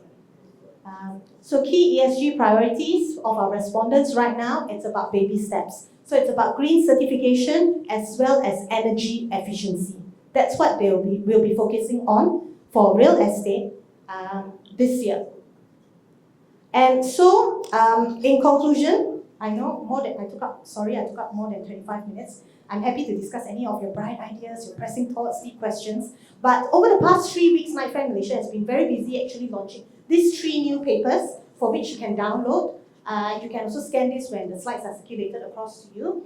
Right before Christmas on 23rd December, we launched our data center research report, which only focuses on the data center sector. And then we launched our CREST report 6th of January, and just this Monday, we launched our real estate highlights, which is our thickest report, thickest ever, 55 pages. Thank you everyone for your kind attention. I wish you a happy new year, early Kong Si Fa Chai, wishing everyone rich, happy in the year of the Buddha snake. We will now open the floor for a Q&A session. If you have any questions, please raise up your hand so we can pass you the mic. Oh, we have time? Yeah. That's good. Okay. Hi, Amy. Thank Hi. you so much for your presentation. My question is on Johor Singapore economics. Probably, maybe you can share your thoughts. What will be the next 12 months in terms of focus for us as an investor? Because in 2024, it's all about developers selling land. Okay, in the next 12 months, whether land banking selling will be one of it, or we can see that there's some spillover effect to the real asset on the ground. Thank you. Okay, maybe I have another second question because you also show that in Johor that the capital market, the capital values increased quite significantly. But do you see that it will be supported well? Because if let's say we go on the ground, some of the condominiums they are well sold, or even the Iskandar Malaysia Tanjung Iskandar Putri, you can see that it's already like being sold for the longest time, but you can't really see the residents living there. So my point is, it will not be like a spillover to the retail and other commercial activities. Thank you. Thank you for your question. So it's about SEZ. SEZ is a huge geographic area. More than 3 times the size of Singapore. Okay, more than 5 times the size of Singapore. Now it's already expanded to include Desaru and Pengerang, right? So, when you put that into perspective, 5 times the size of Singapore, right? I think the positive segment for SEZ, for now, in 2025 itself, all focus will be on JB City Centre. JB City Centre, especially in terms of development. And in terms of office assets, retail assets, we also saw the Corp Group buying back JB City Square, right, where the CIQ is located. So in terms of investment assets, I see it mostly happening in the city centre. Areas like Iskandar Putri. Iskandar Putri's Iskandar Putri's story has always been driven by government incentives, by the HSR story, which doesn't exist anymore. For now. Yes, that story doesn't exist anymore. So my outlook for Iskandar Putri is not as rosy as it is for JB City Centre. Yeah. So if you're talking for the SEZ, I think that industrial continues to be the key sector to look at, which is why AME is doing extremely well. Manufacturers continue to look into the areas surrounding Senai and Kulai, and that area has always had consistent demand. It will continue to grow because it has always had a good fundamental, a good story to it. If you're saying whether or not SEZ will change the environment in Johor, I will say that I haven't seen anything that will drive the growth.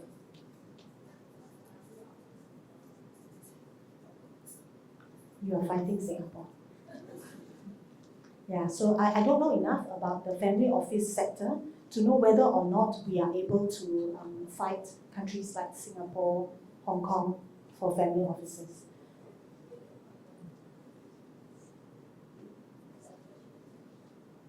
That's good news.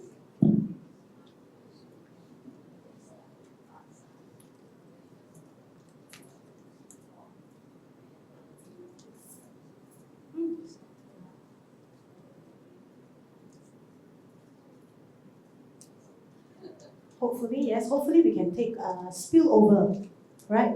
Johor has always been about spillover demand from Singapore. But the early beginning of this year, the signing of the MOU hasn't actually said much, hasn't released much incentives.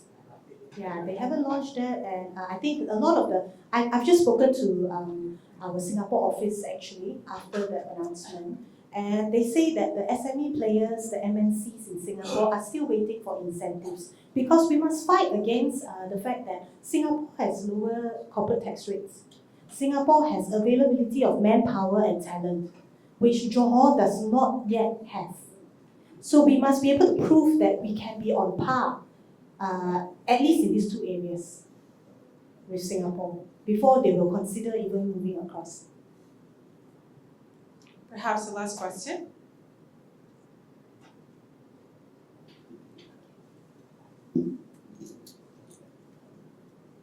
I from Islamic. The last part of your slide, you mentioned about ESG. You mentioned about the incoming President Trump saying, don't bother about ESG, more business. But as fund managers, I think ESG has become very strong requirement as part of our portfolio, and even for funds that we are managing for leagues and all that. So in terms of the property that is going to be built or have been built, what is their take on ensuring that the requirement of ESG even now may not be strong there, the take on ESG. However, for example, if you look at electric cars, right? It is growing very strong in Singapore, and we have cars coming in or residents from Singaporean coming in. So in building of the residential or even the work building, would the developer consider having more of these facilities on the charging, parking of the cars and all that? What's your take on this? Because I think even in Malaysia, one of the reasons why the take of electric cars is not what we expected, the main reason is actually from KL, can I go to Kelantan without having problem not able to charge? So the charging points have always been that issue. So in terms of residential area or work area in the buildings, what are developers looking from that perspective? Thank you. Thank you for your question. I guess your question is mostly about the growth of the EV sector and whether or not there will be enough charging stations. I think that there are a lot of plans already right now in place, as far as I know, to put in the EV chargers. However, I also need to caution that electricity is also a scarce resource, I would say. So is EV green? Is it greener than petrol? Okay, I'm going to be the person telling you that, or maybe all of you also believe, I don't know who drives EV cars here, but you all know what my concerns are. But what I'm thinking is this: EVs are still early in their infant stage of development. There will come a time when you can actually drive from JB all the way up to Penang without having to charge, or maybe JB Penang and then JB back without having to charge. There may be that possibility with the advent of technology. So we wouldn't know, just like how headphones have evolved, right? Your guess is as good as mine. Yeah.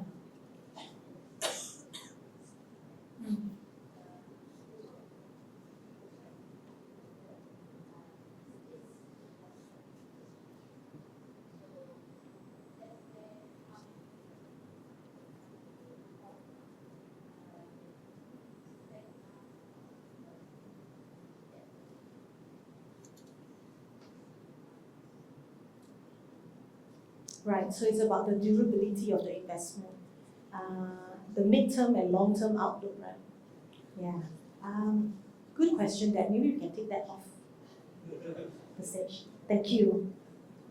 Thank you, Ms. Amy, for sharing your insight with us today. Now, I would like to invite Ms. Lau Mei Chi, VP in Research and Analytics from Bursa Malaysia, to present our token of appreciation to Ms. Amy. Please give our speaker a round of applause.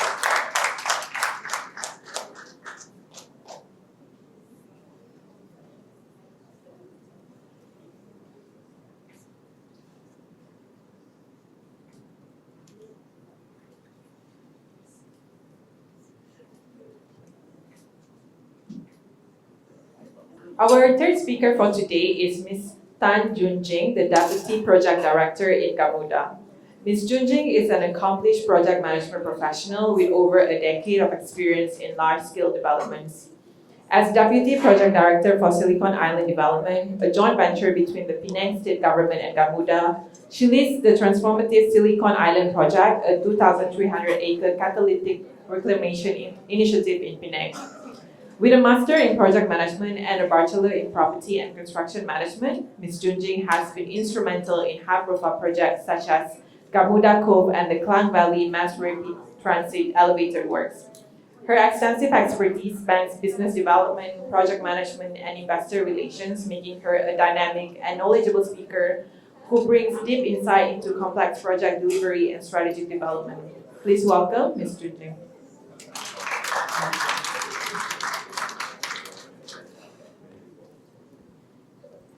Okay, good morning, ladies and gentlemen. I think everyone is a bit tired from all the numbers and statistics the whole morning. So I hope to, spice up the session by starting with a video first to give you a general overview of what Silicon Island is about, and then I'll take you through a simple presentation to go further in that.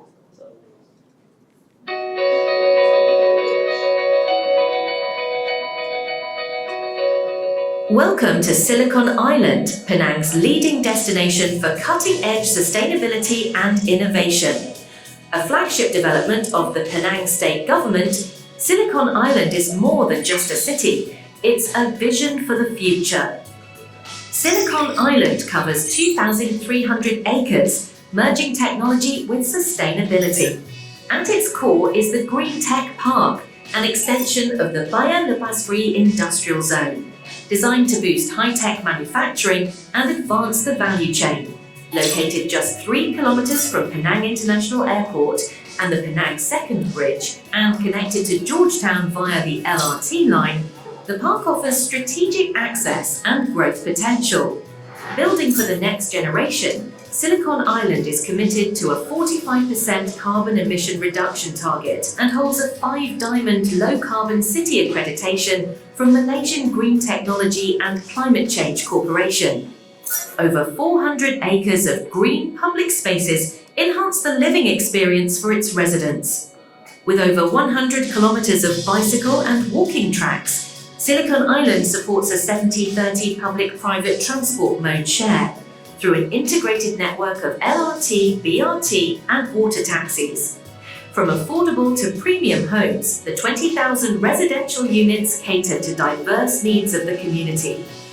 Designed to support holistic living, Silicon Island features public amenities like schools, sports hubs, and food halls that enhance well-being and build a vibrant community. Silicon Island aims to attract like-minded individuals by creating an environment that fosters innovation and nurtures talent through industry-led courses and programs.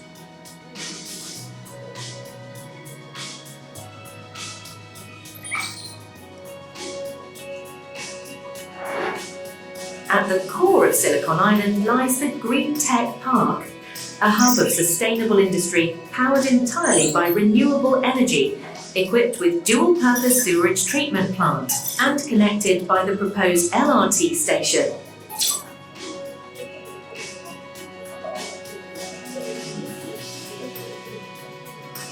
Charting the evolution of Silicon Island, the reclamation timeline highlights key milestones from 2026 to 2028.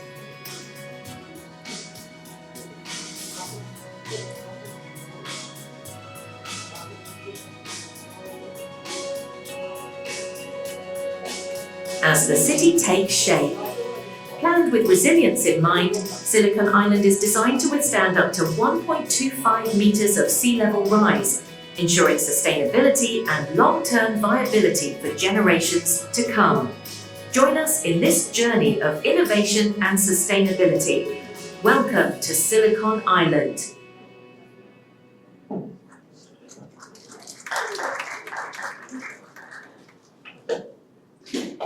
Okay, first and foremost, I'd like to thank Bursa Malaysia and Hong Leong Investment Bank for inviting me over today as a speaker. I hope after this session, everyone has a better idea of what Silicon Island is about, and hopefully, you will see through and watch out for this exciting project coming forward. So, firstly, Silicon Island is located in the state of Penang.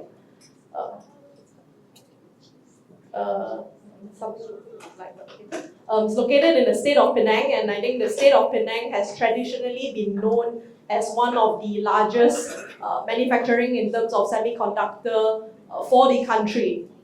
So this project started off as part of the Penang Transport Master Plan. So it's about 10 years in the making. So people like myself have been working on this project over the past 10 years to finally see it happening in person in real life.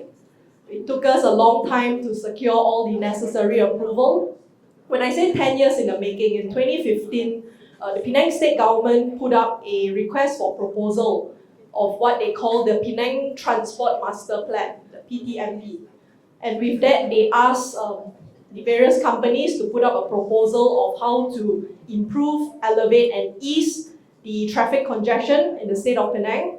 And at the same time, how can the state finance this transport upgrade on their own? So Gamuda came up with this proposal of reclaiming 3 islands at the southern tip of Penang Island, right below the airport. And with that, the financing model was that the Penang state government was in the past under the opposition government, so funding when it comes to infrastructure upgrades and all has traditionally been neglected. So the island's idea was that the state reclaim the island, sell the land from the land reclamation to various parties, and take the proceeds from the land sale to fund their own transport upgrade. So the idea was that potentially Penang state will be the first state in the country to ever fund its own transport upgrades and infrastructure upgrades. But over time, this proved to be a struggle because the state government had to then raise funds to fund the reclamation and infrastructure. And after going through various rounds of trying to raise these funds, they realized that for the state government to raise funds, they then need federal government's guarantee and undertaking, which being an opposition state, the answer will be a no, thank you. So then they came back to us and say, can we explore other models of how this project or how the Penang transport upgrade can still go on if the state can't finance it on their own.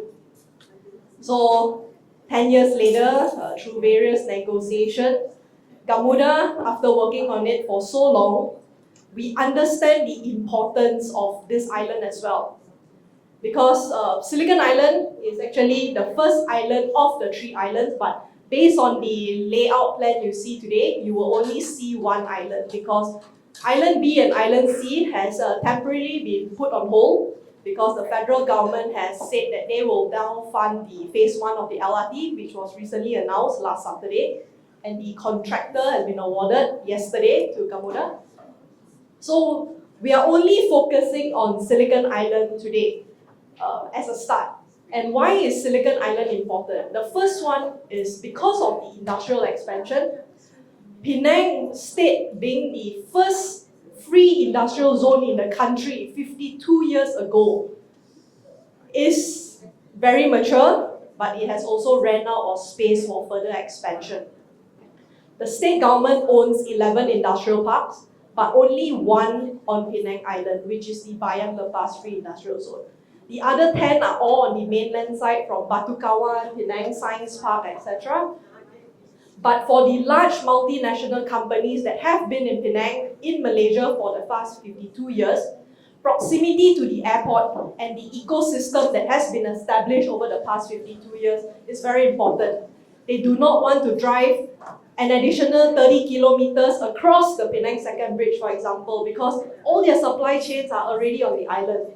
So the first and foremost, the most important role of Silicon Island is for industrial expansion.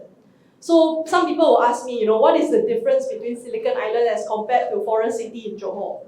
The main differentiating factor is that Silicon Island is a reclamation project, it's the same in that sense, but in terms of land use, it's for industrial expansion.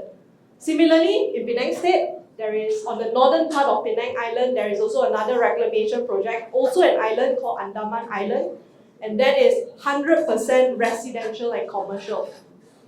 and that is by a private developer. So for Silicon Island, it's a state government project. It's owned by the state, and it's mainly focused at the industrial zone for further industrial expansion. So these companies that you see here in this box, they have been in Penang, they have been in Malaysia for the past 52 years, from the Intel, Bosch and all.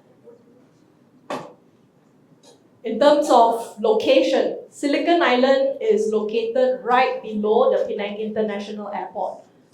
It has two access bridges into the island, one connecting the Penang Second Bridge, which is about 3 kilometers away through Batu Mau, and one connecting the Penang Airport Road down to Silicon Island, and that will be the bridge that will also bring in the light rail transit. So the second reason why Silicon Island is important is also because it's the location to house the LRT depot. So this big grey thing here you see is actually the LRT depot, and it's about 70 acres. Can you imagine without Silicon Island, where is Penang Island going to carve out 70 acres to put the depot? Imagine the amount of people that have to be relocated, displaced to put the depot. So this is the second reason why Silicon Island is important. The island is 2,300 acres. It's a mix of industrial, residential and commercial. So I mentioned earlier, two bridges at the northern part. This red line essentially is the light rail transit alignment. There will be 4 stations provided for on the island, but within the first phase of Silicon Island, we are only talking about 1 station before the population is being built up. Everything above the red line is the Green Tech Park or the industrial zone of Silicon Island. Below the red line will be commercial to act as the buffer, and then mainly by the waterfront will be the residential neighborhood. So right at this location here is what we call the heart of the island. So the heart of the island will essentially be the main leisure, entertainment and tourism zone of Silicon Island. Close by will also be the future proposed state administrative center, so the COMTA 2.0. COMTA is also about 40 years old today. You know, for Penang State to set a new image, to show that we are going to be more sustainable, creating a new future green city, it only makes sense to position the state administrative center at both ends of the light rail transit. So one station will be at the COMTA and the second one will be in Silicon Island, where it's only 2 stops away from the Penang International Airport. I don't know why, but all the points can't be seen on the screen. Anyway, this is the next. Can you see it? Okay, so something must have gone wrong when you're transitioning. But essentially, this is the main vision of Silicon Island. Is what we call the green plan. So the idea is Silicon Island is going to be the green city of the future. We have a green city in the central region called Putrajaya and Cyberjaya. We have green cities in the southern region called Iskandar, but within the northern region there is still not yet any. So Silicon Island will be the green city for the northern region within Penang. So the first target is a 45% reduction in carbon emission. With that, almost 20% of the island, almost 20% of 2,300 acres has been set aside for public open space.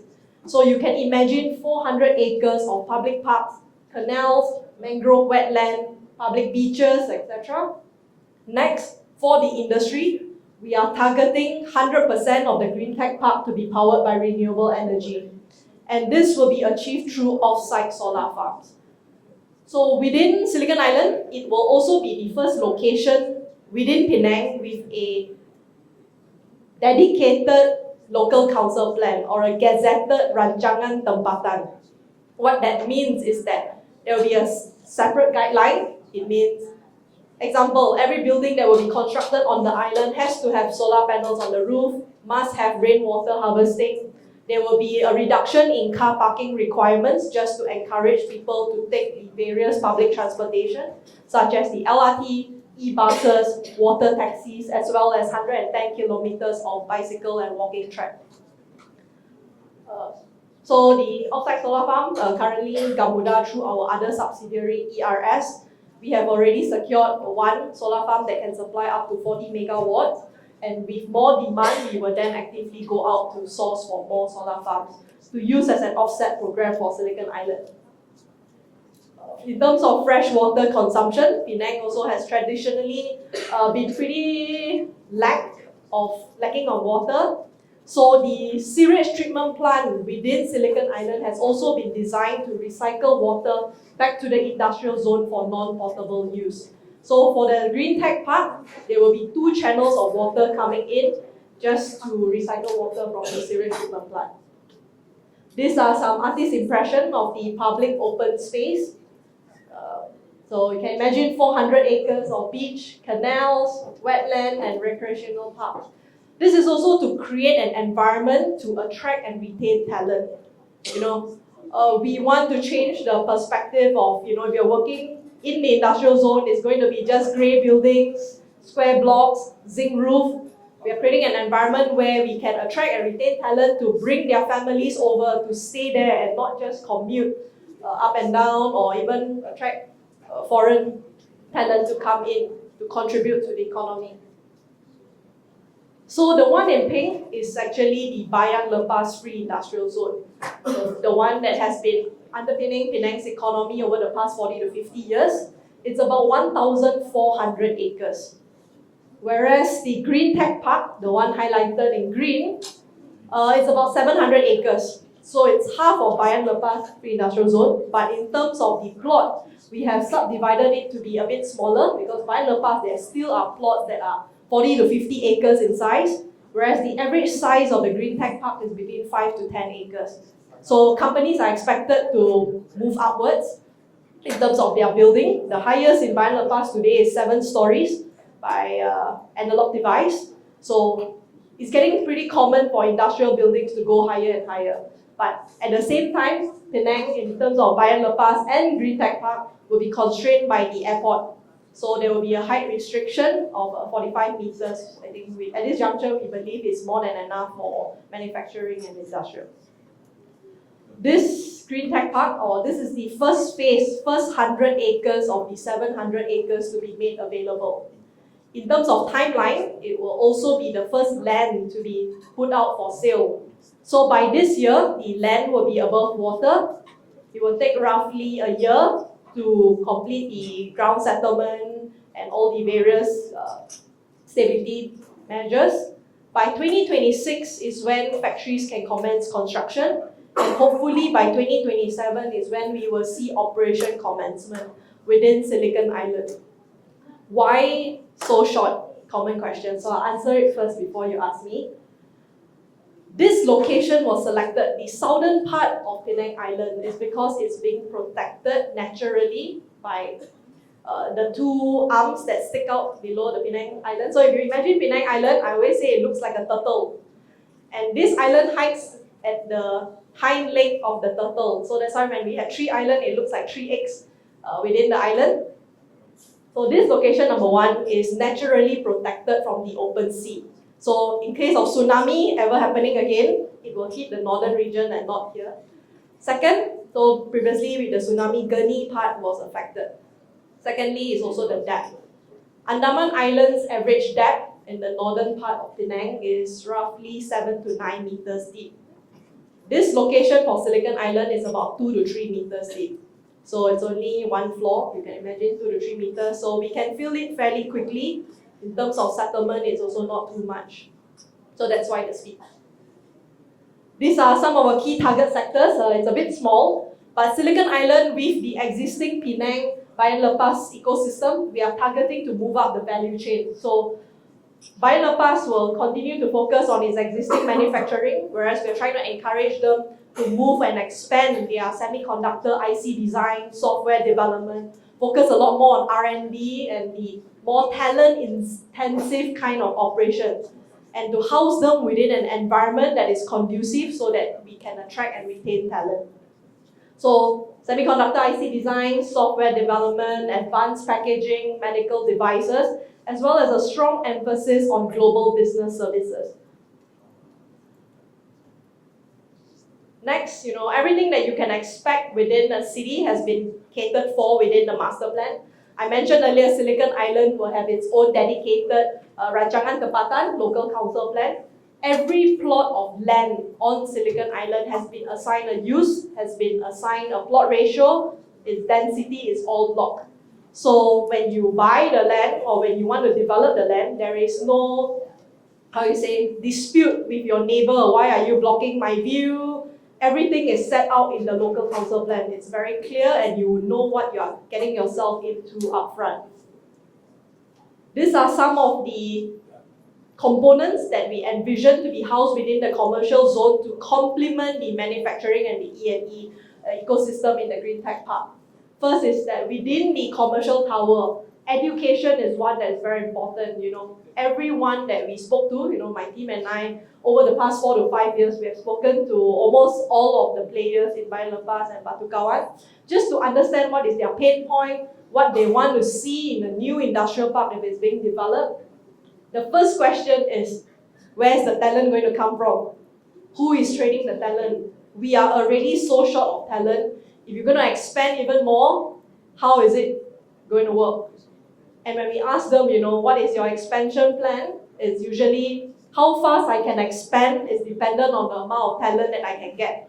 So it's a chicken and egg situation. So that's why within the commercial, we have planned to house the education institution just to provide training facilities, courses within the commercial space. Why we don't build a dedicated university? Because it's very difficult, it's very costly, especially for government or private university. It's all got to do with dollar and cent.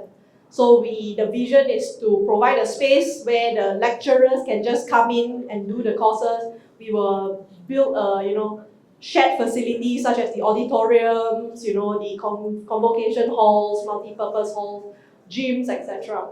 Next is Center of Excellence, incubator hubs, as well as just standard A-grade office space. Penang is very, very short of A-grade office space because traditionally most of the commercial space is in Georgetown and it's very old.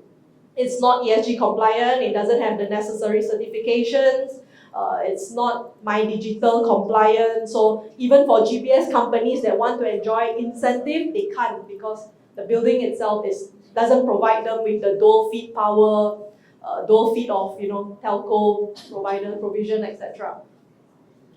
You will be surprised at the prices of office space in Penang. I grew up in KL, I'm from KL, but when I went to Penang, I was shocked at the commercial office prices in Penang because some of it is even higher than KL. You're talking about shop lots rental for my office. I'm trying to look for a sales gallery. It's starting at about 7 ringgit a square foot for a single story shop lot or just a ground floor.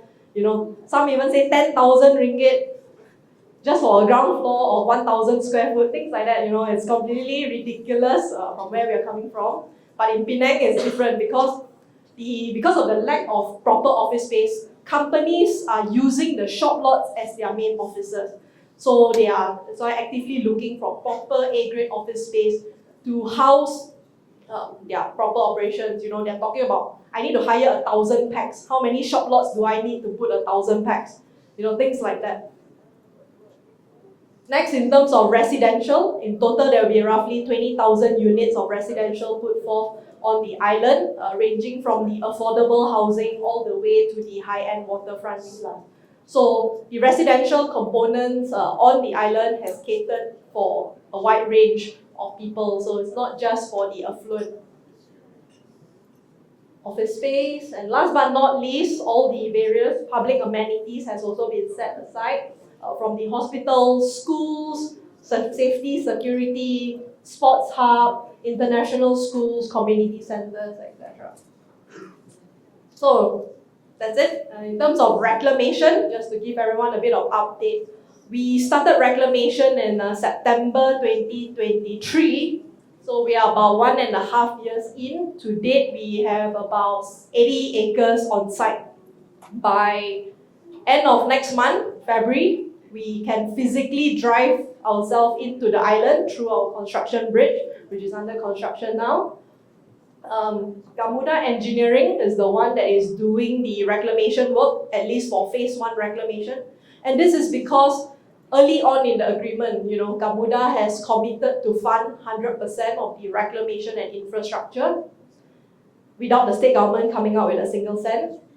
In return, through the joint venture company with state called Silicon Island Development, Silicon Island Development has the right to market and sell the land on behalf of the state government.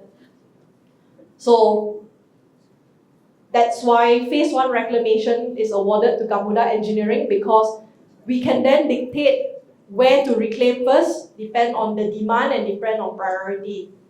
If there is more demand for industrial, we will reclaim the industrial first. If there is more demand for residential and commercial, we may slow down the industrial and go to the residential and commercial. Secondly, all the reclamation, like I said, will be based on demand. If demand is not so forthcoming due to whatever reason, financial crisis or another COVID, we can always ask our brother Gamuda to slow down so that the outflow is controlled. As compared to awarding it to any other contractor, they will just follow your start and end date. So that's why this is one of the ways we control our risk as well. So today, you can see the airport runway here. This is the bridge that is under construction to connect the main island to Silicon Island. We are starting at this corner because this is the deepest part in terms of reclamation. It's about 3 meters. Anything closer, our big dredgers can't go in. So that's why we had to reclaim like this, and then this is the location of the depot. So most of the green tech park is actually positioned below the airport runway, whereas this corner will all be residential by the waterfront. That's all for me. Thank you. Any questions?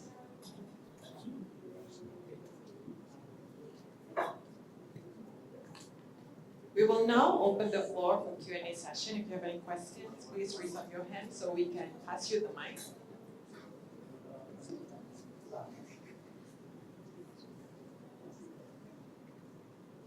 Yay, no question. Oh. Hi. You mentioned that when you reclaim this Silicon Island, currently it's at this stage. It is based on the demand of which area. So can you share with us, based on your record and based on the demand that you have now, which sector are you building the infrastructure? Like I said at the start, this project is still focused at the industrial expansion. So the first parcel of land to be made available, besides the LRT depot, because they need it by end of the year to commence construction, is the Green Tech Park, the first 100 acres of the Green Tech Park. After that, we will proceed to reclaim a bit of residential and commercial, just to provide a location for the workers of the Green Tech Park to have their lunch, like what Amy mentioned earlier. A location to have your lunch is very important. It affects the decision of where to move to. So that is, we are moving towards the depot and the Green Tech Park first. In terms of demand, we have started, creating awareness of this project for quite a while now. And starting from third quarter of last year, we have started to ask companies to put in official expression of interest. And to date, we have received 10 official expression of interest. In terms of mix, it's 50-50. We have 5 from the manufacturing background, and we have 5 from property developers that are interested in the residential and the commercial part of the land. So it's still pretty even as compared to 100% of it being in the industrial or 100% being in the residential. But the good thing is that all these people that have put in expression of interest so far are local Penangites. It means, it shows, for us, it shows the confidence of the local people in terms of the market, in terms of the demand, it's there. We haven't quite gone out to all the large multinational companies yet, so the plan is moving forward in the next 1 or 2 months, we will then reach out to all the companies that we spoke to previously from the Bayan Lepas area first to see what are their expansion plans, if there's any interest. And then after that, we will move towards the overseas market. But over the past few months or since mid of last year, there has been a lot of interest from the Chinese manufacturing companies because of the US-China trade war and all. But one of the main reasons why they haven't chosen this location is because we can't have the land fast enough. They want it now. One is now or yesterday. The other one is they want large tract of land. They are talking at least 30, 40 acres, Whereas Penang Island, you don't have 30, 40 acres to give. Even if we have 100 acres, we can't split it to just 50-50, That will mean that the kind of value and attraction to create the jobs, to bring in the population is not there. So that's why we have split the land to average of 5 to 10 acres. Yeah. Any more? Yeah, the question. Question just based on the photo. Yes. I think in November 2024, the whole project is going to be like 2,003 acres to be completed by 2035, I believe. Right? Based on that picture, how many percent of it? I don't know, I can't tell. At this juncture, it's still fairly low because out of 2,300 acres I mentioned earlier, we have about 80 over acres. So it's less than 10%. In terms of reclamation, phase 1 is actually 1,200 acres, which is half of the island, if you draw a line. We envision that 1,200 acres to take roughly another 3 more years to fully reclaim. Because based on our capacity and based on the amount of dredgers that Gamuda Engineering has, they have 10 dredgers. They can reclaim up to 400 acres a year. So if we want to, we can always speed up. But because the market is a bit soft, we are still, navigating and making sure that, all the works are done properly. And currently, they are working on a 12-hour shift. We are working towards securing the approval to run on a 24-hour shift. So it could potentially go up to more than 400 acres a year if demand is there. And the sand, people always ask where is the sand from. The sand is being dredged from the sea in Perak, so off of Lumut. It's a 100 kilometer by 100 kilometer site. So it's massive, yeah. It's a approved sand mining location. Yeah. Any more? Any further question? If there's no further question, on behalf of Hong Leong Investment Bank and Bursa, I would like to thank Ms. Jun Jing for sharing her insight with us today. Thank you. Now I would like to invite Mr. Alan Tan Ji Kien, Head of Broking, Hong Leong Investment Bank, to present our token of appreciation to Ms. Jun Jing. Please give our speaker a round of applause.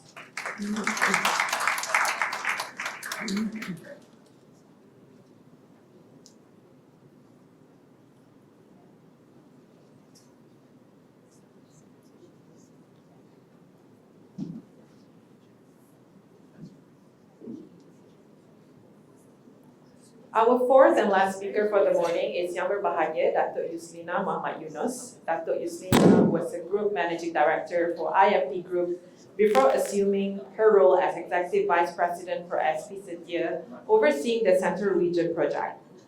She is also a management committee of SP Setia Foundation and SP Setia Charity Arm. Datuk Yuslina is also a member of the Malaysian Institute of Accountants. Let us welcome Datuk Yuslina.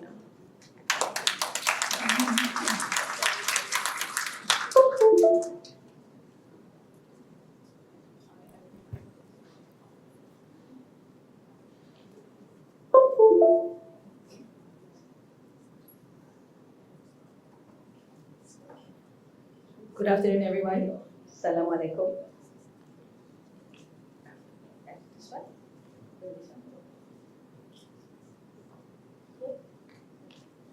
Firstly, I would like to thank Jun for not stealing the limelight from me.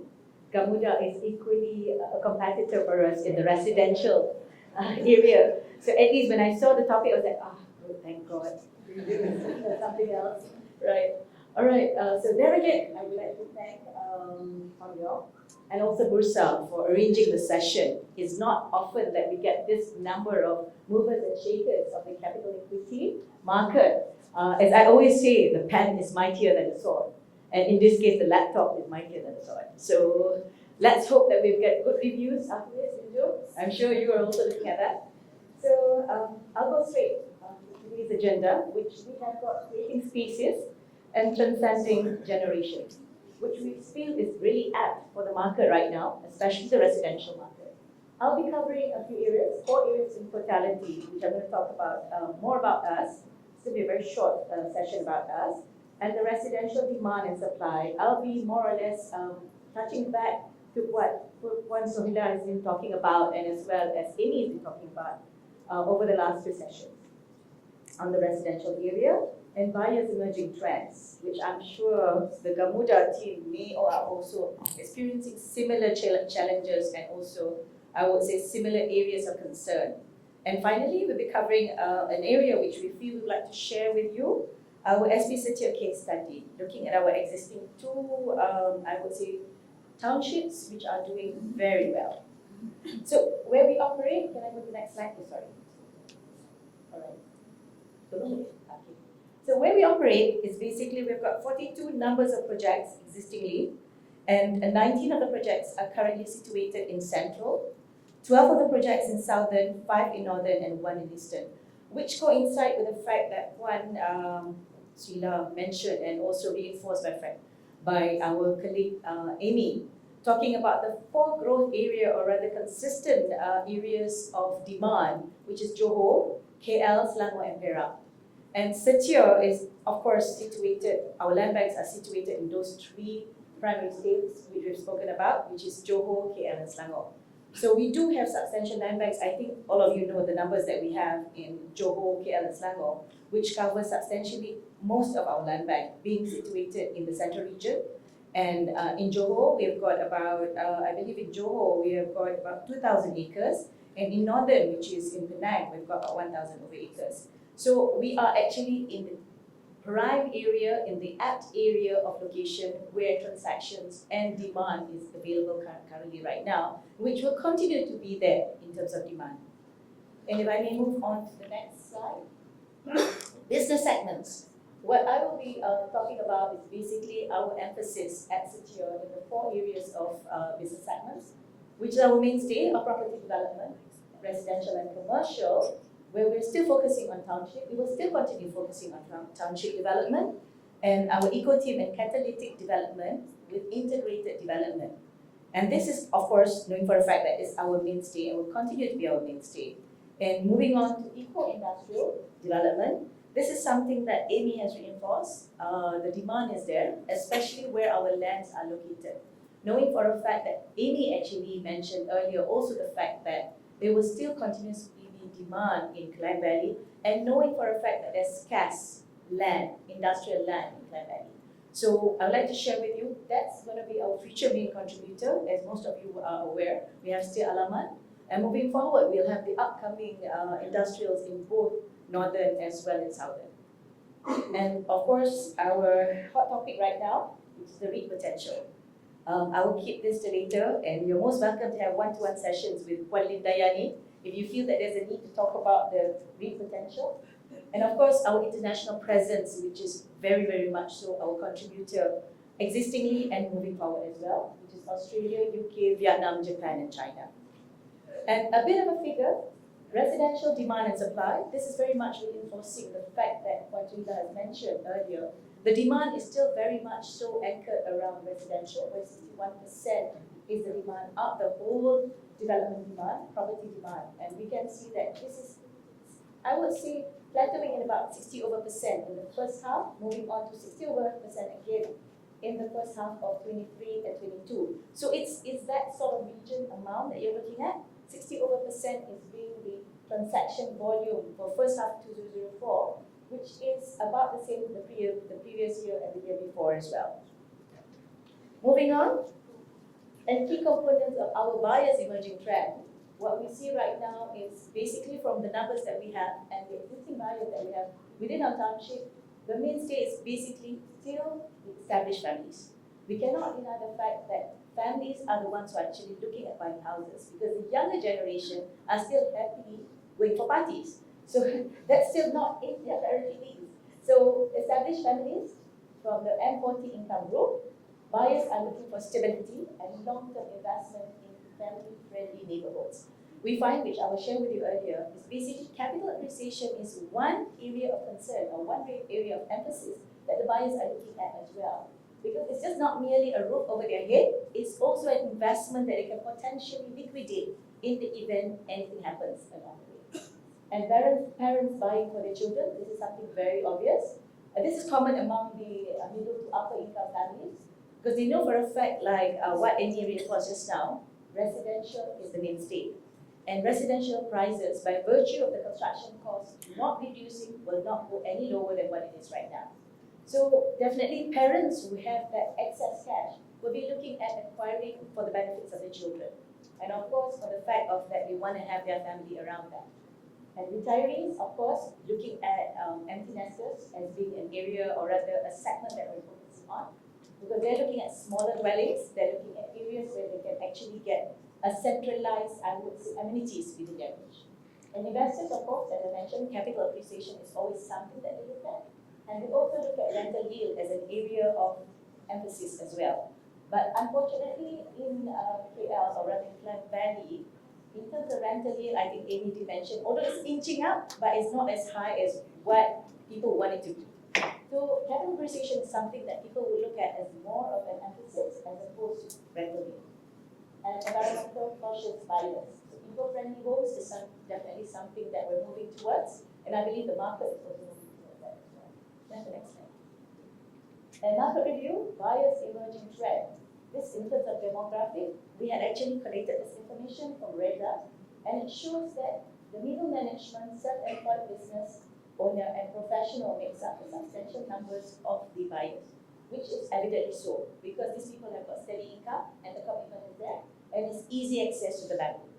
So obviously, top management is 2%, and government servant is about 8%.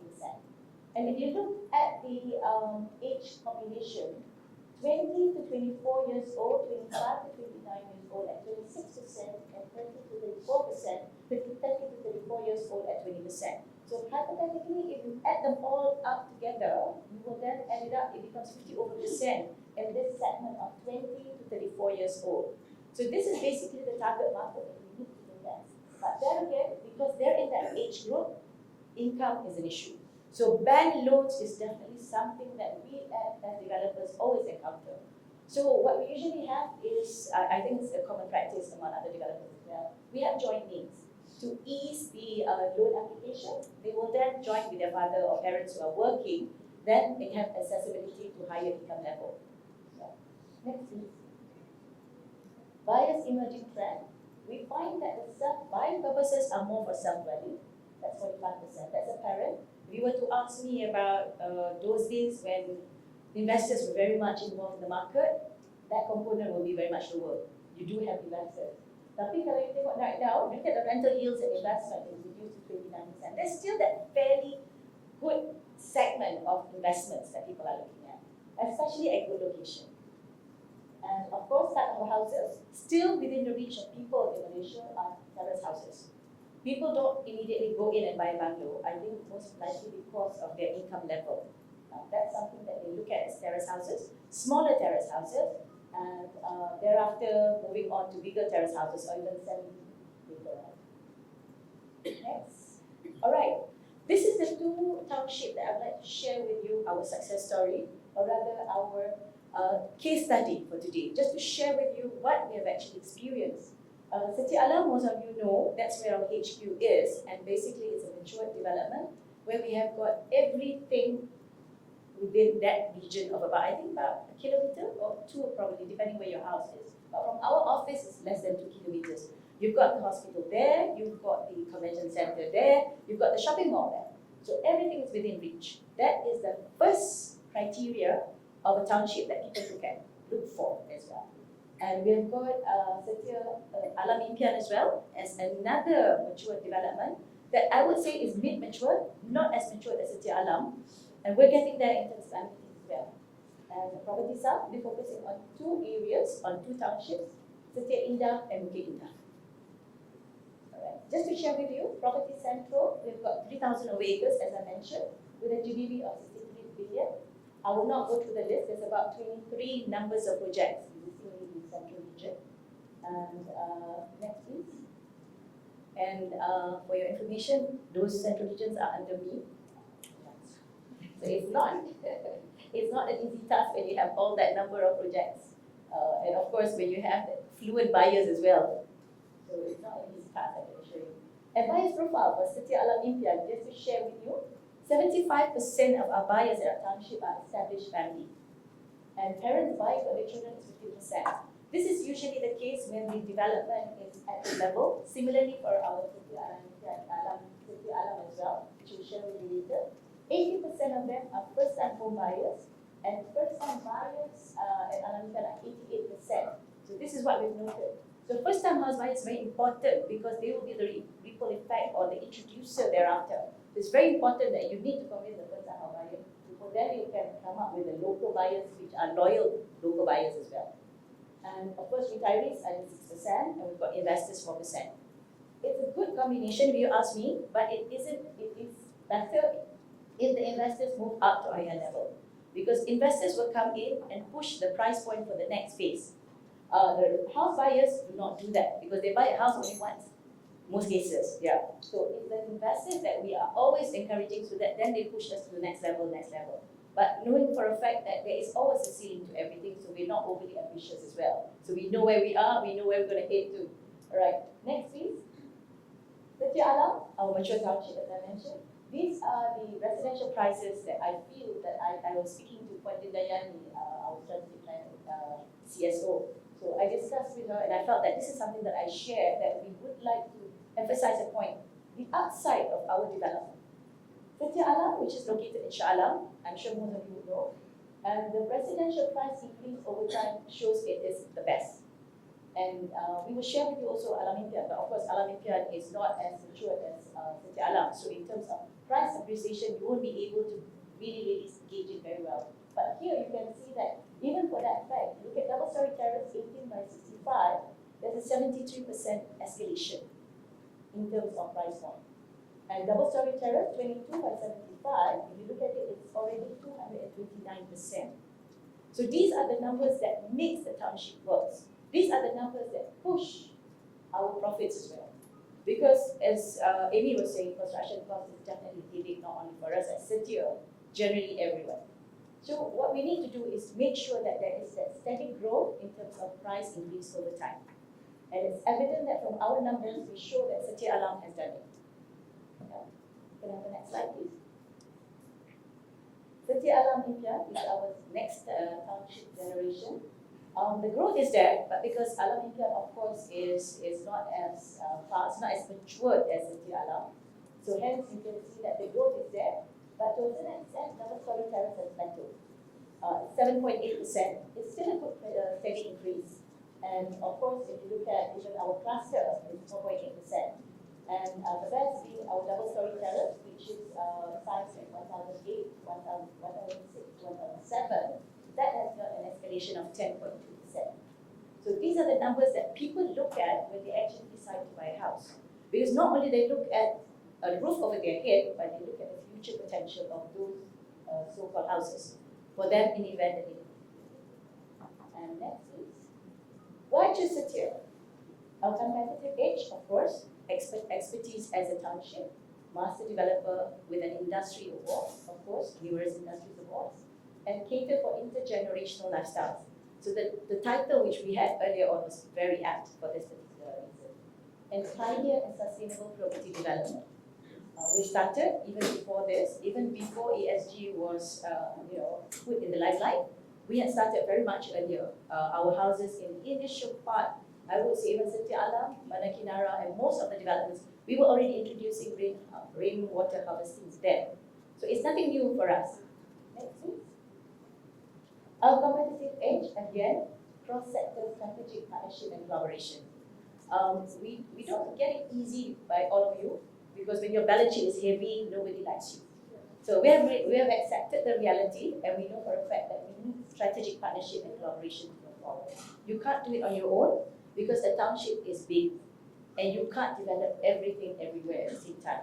So to ease our balance sheet, That's what we need to do. We need to move forward with strategic partnership and collaborations with partners who can enhance the value of our township.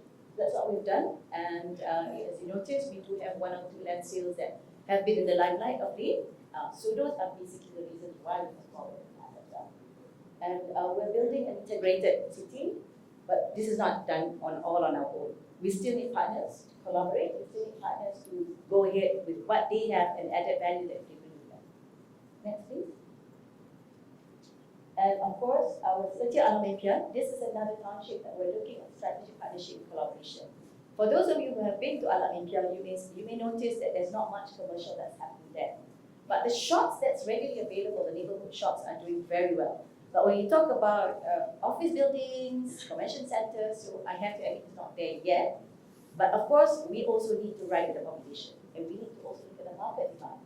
It's no use having a hotel when you don't have anyone who's going to stay in the hotel. So I think we need to be practical about that. All right. So as we mentioned, we're enhancing to market demand. We're reacting to customer preference, which is very important. Next, please. Eco Township Redevelopment. We're looking at Bandar Kinara. I hope I don't have any protesters here from Bandar Kinara. We're looking at redeveloping our golf course. It's not an easy task.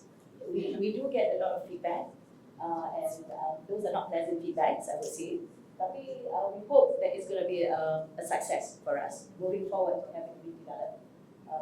So we hope it's going to be done, and we're going to replicate our Eco Templar, as most of you may have visited our Eco Templar in Rawang. That's a former golf course. So we hope to replicate the success story of Eco Templar to Kinara. Next, Property South. The hot topic of today's discussion, as well as the property market right now. Property South I wouldn't say it's unexpected. It was expected because the king came on board and is from Johor. So, but it is good vibes that you get from Johor, that's for sure. But how long does the vibe stay? That's the important question.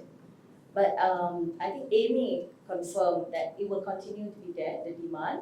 And I think Puan from NAPIC also mentioned that pemangkitnya adalah masih di kawasan Johor Bahru sendiri.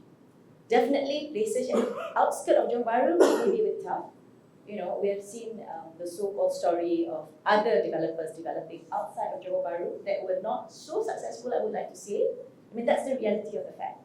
And I hope that by the time the train connects to Singapore, daripada Johor Bahru Square, JB Square, it will help to more or less spur further demand in that area. Kalau tak pun, it's the surrounding taman.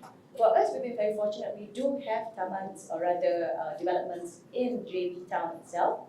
Although land banks are not much, but it's within a distance, I would say comfortable distance for them to actually travel. And we've got about 1,130 acres with a GDP of 11 billion. Next, please. And buyers profile for Setia Tropica Johor is basically, as you can see, 83% are first-time buyers and 18% are repeat buyers. This is very important for developers because you can't be forever going up to first-time buyers. You've exhausted first-time buyers, and then you still need your repeat buyers to come in as well. So we've been successful in Tropica Johor, though the numbers are relatively low at 18%, but we hope to push it up further. Next. And value appreciation in Johor Township. So then, if you can see, Bukit Indah is a plateau, still at 100%, but it still isn't as what you see in Klang Valley. But look at Setia Tropica, that's definitely an upswing in the market, the capital appreciation. Of course, if you look at 2024, that I believe 2025 will still further go up and not plateau at what you see in Bukit Indah. Catalytic development within the area of Setia Tropica. We have got KTM Topaz Station, we've got service apartment which is proposed. So these are, as I mentioned, a well-planned township where you've got most of the amenities within walking distance. And we've got Sky Garden, Sky Pit, and Tropica Welcome Center. So this is something that buyers look at when they come and choose the house that they wish to purchase. What is within close reach? They don't want to travel outskirts, they don't want to travel 5 kilometers away just to go to hospital or 5 kilometers away just to have their meal. Alright? And our competitive edge again for Bukit Indah is a masterpiece of commercial in Bukit Indah. So that's something that we have done successfully. And we've got Aeon, and we've got the various other, I would say, commercial, I would say partners. We've got the various hotels and so on. So that's something that's worked well for us in Kenya. And these are our proposed action plan for Southern, of course, 73 units of 3-story strata shop office. And shop office seems to be the flavor of the day right now, even in Central Region and also in Southern. I believe it's also because, as mentioned, the rental yield and potential capital appreciation, because land is becoming scarce. And there's always that tendency for people to open up shops, whether you like it or not, with Grab being the most convenient right now. So they still need shops to operate. I mean, you can't have a central kitchen somewhere 30 kilometers away and still deliver, right? So that's just something that they're looking forward to. So shops is definitely still something that I feel will still be in demand at the right location. Earning growth, robust track record and future potential. Our gross profit margin, which I believe most of you may already be having it with you, the information there. So Q3 2024, as you can see, it's moving up, but for Central City Alam, of course, it's not as high as 2023. Reason being, construction cost is something that we have to manage. That's something. And of course, the next thing, of course, is not merely construction cost, customers' expectation. We have got competitors in the market who are already giving better than what we used to give before. So obviously, trying to be in the lead, you need to be better. And ESG is something that we are actually emphasizing in most of our development. So that this could be our selling point. This could be our emphasis. And if you notice, Alam Impian is inching up for Q3 24. And Setia Indah as well. Gross profit margin is relatively there. And Bukit Indah is slightly higher than the previous one. Next. So sustainability at Setia, as I mentioned to you, it's nothing new to us. We've introduced it, and we've introduced it very much earlier than anyone else. So basically, our emphasis is sustainable, innovative, and quality development. And we're committed to creating that resilient, forward-thinking communities. And we have got this green living features, which are 9 features altogether. We've got the box for those who order from the Grab, rather than leaving it on your edge of your fence or next to your light, your gate light. We've got a box to keep it there. So just in case you're late, it's well covered. It's in safe hands, I would say. Next, and this is one of our.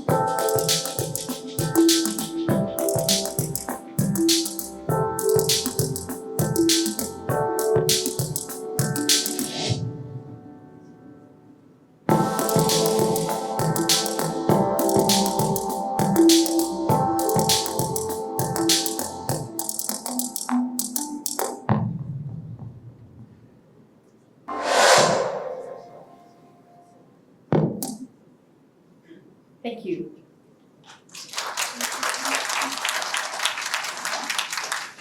We will now open the floor for Q&A session. If you have any questions, please raise up your hand so we can pass you the mic. I believe everyone is hungry for lunch. So, thank you. But you're most welcome to approach me while we're having lunch. But I need to hurry up. My colleagues are over that side. We have got Siti Wanditayani, our corporate strategy officer, and of course, my colleague here as well. Please do contact us if you need further information. Thank you. Okay. If there's no further questions, on behalf of Hong Leong Investment Bank and Bursa Malaysia, I would like to thank Dr. Yasina for sharing her insight with us today. Now I would like to invite Encik Wan Khairuddin to present our token of appreciation to Dr. Yuslina.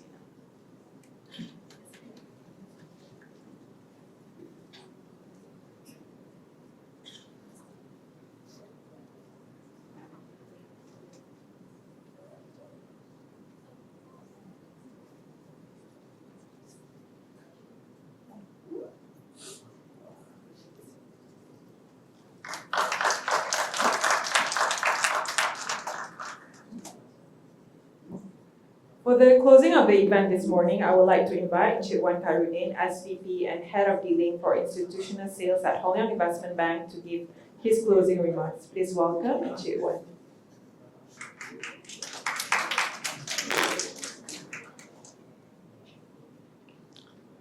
Assalamualaikum warahmatullahi wabarakatuh, and a very good afternoon to all our distinguished speakers and guests. We have now come to the end of the conference. In the last few hours, you have heard from NEPIC talking about the current traction, overhang, and their role in the property sector, and Frank Malaysia giving their outlook and trend for the coming years. Then we heard Gamuda talking about the Silicon Island development in Penang. Hopefully it will go well. And SPCT talking about the sales, their buyers profile, value appreciation, and their integrated township city.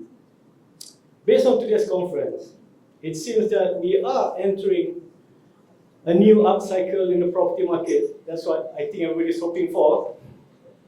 With the incentives given by the government, salary increases, and EPF3 withdrawal scheme, as well as the announcement of the Johor-Singapore Special Economic Zone, hopefully this trend will continue.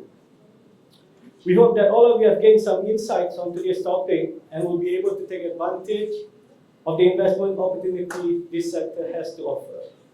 On an ending note, I would like to thank our partner Bursa, Malaysia, and all our distinguished speakers and guests for taking the time to attend this conference. Lastly, I would also like to thank my team members for their hard work for organizing today's event, as well as HLIB Research for giving their input and assistance to make this event a success.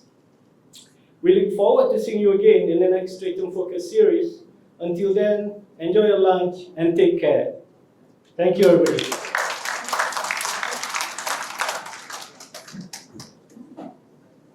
Thank you, Encik Wan, for the insightful closing speech to wrap up our event for today.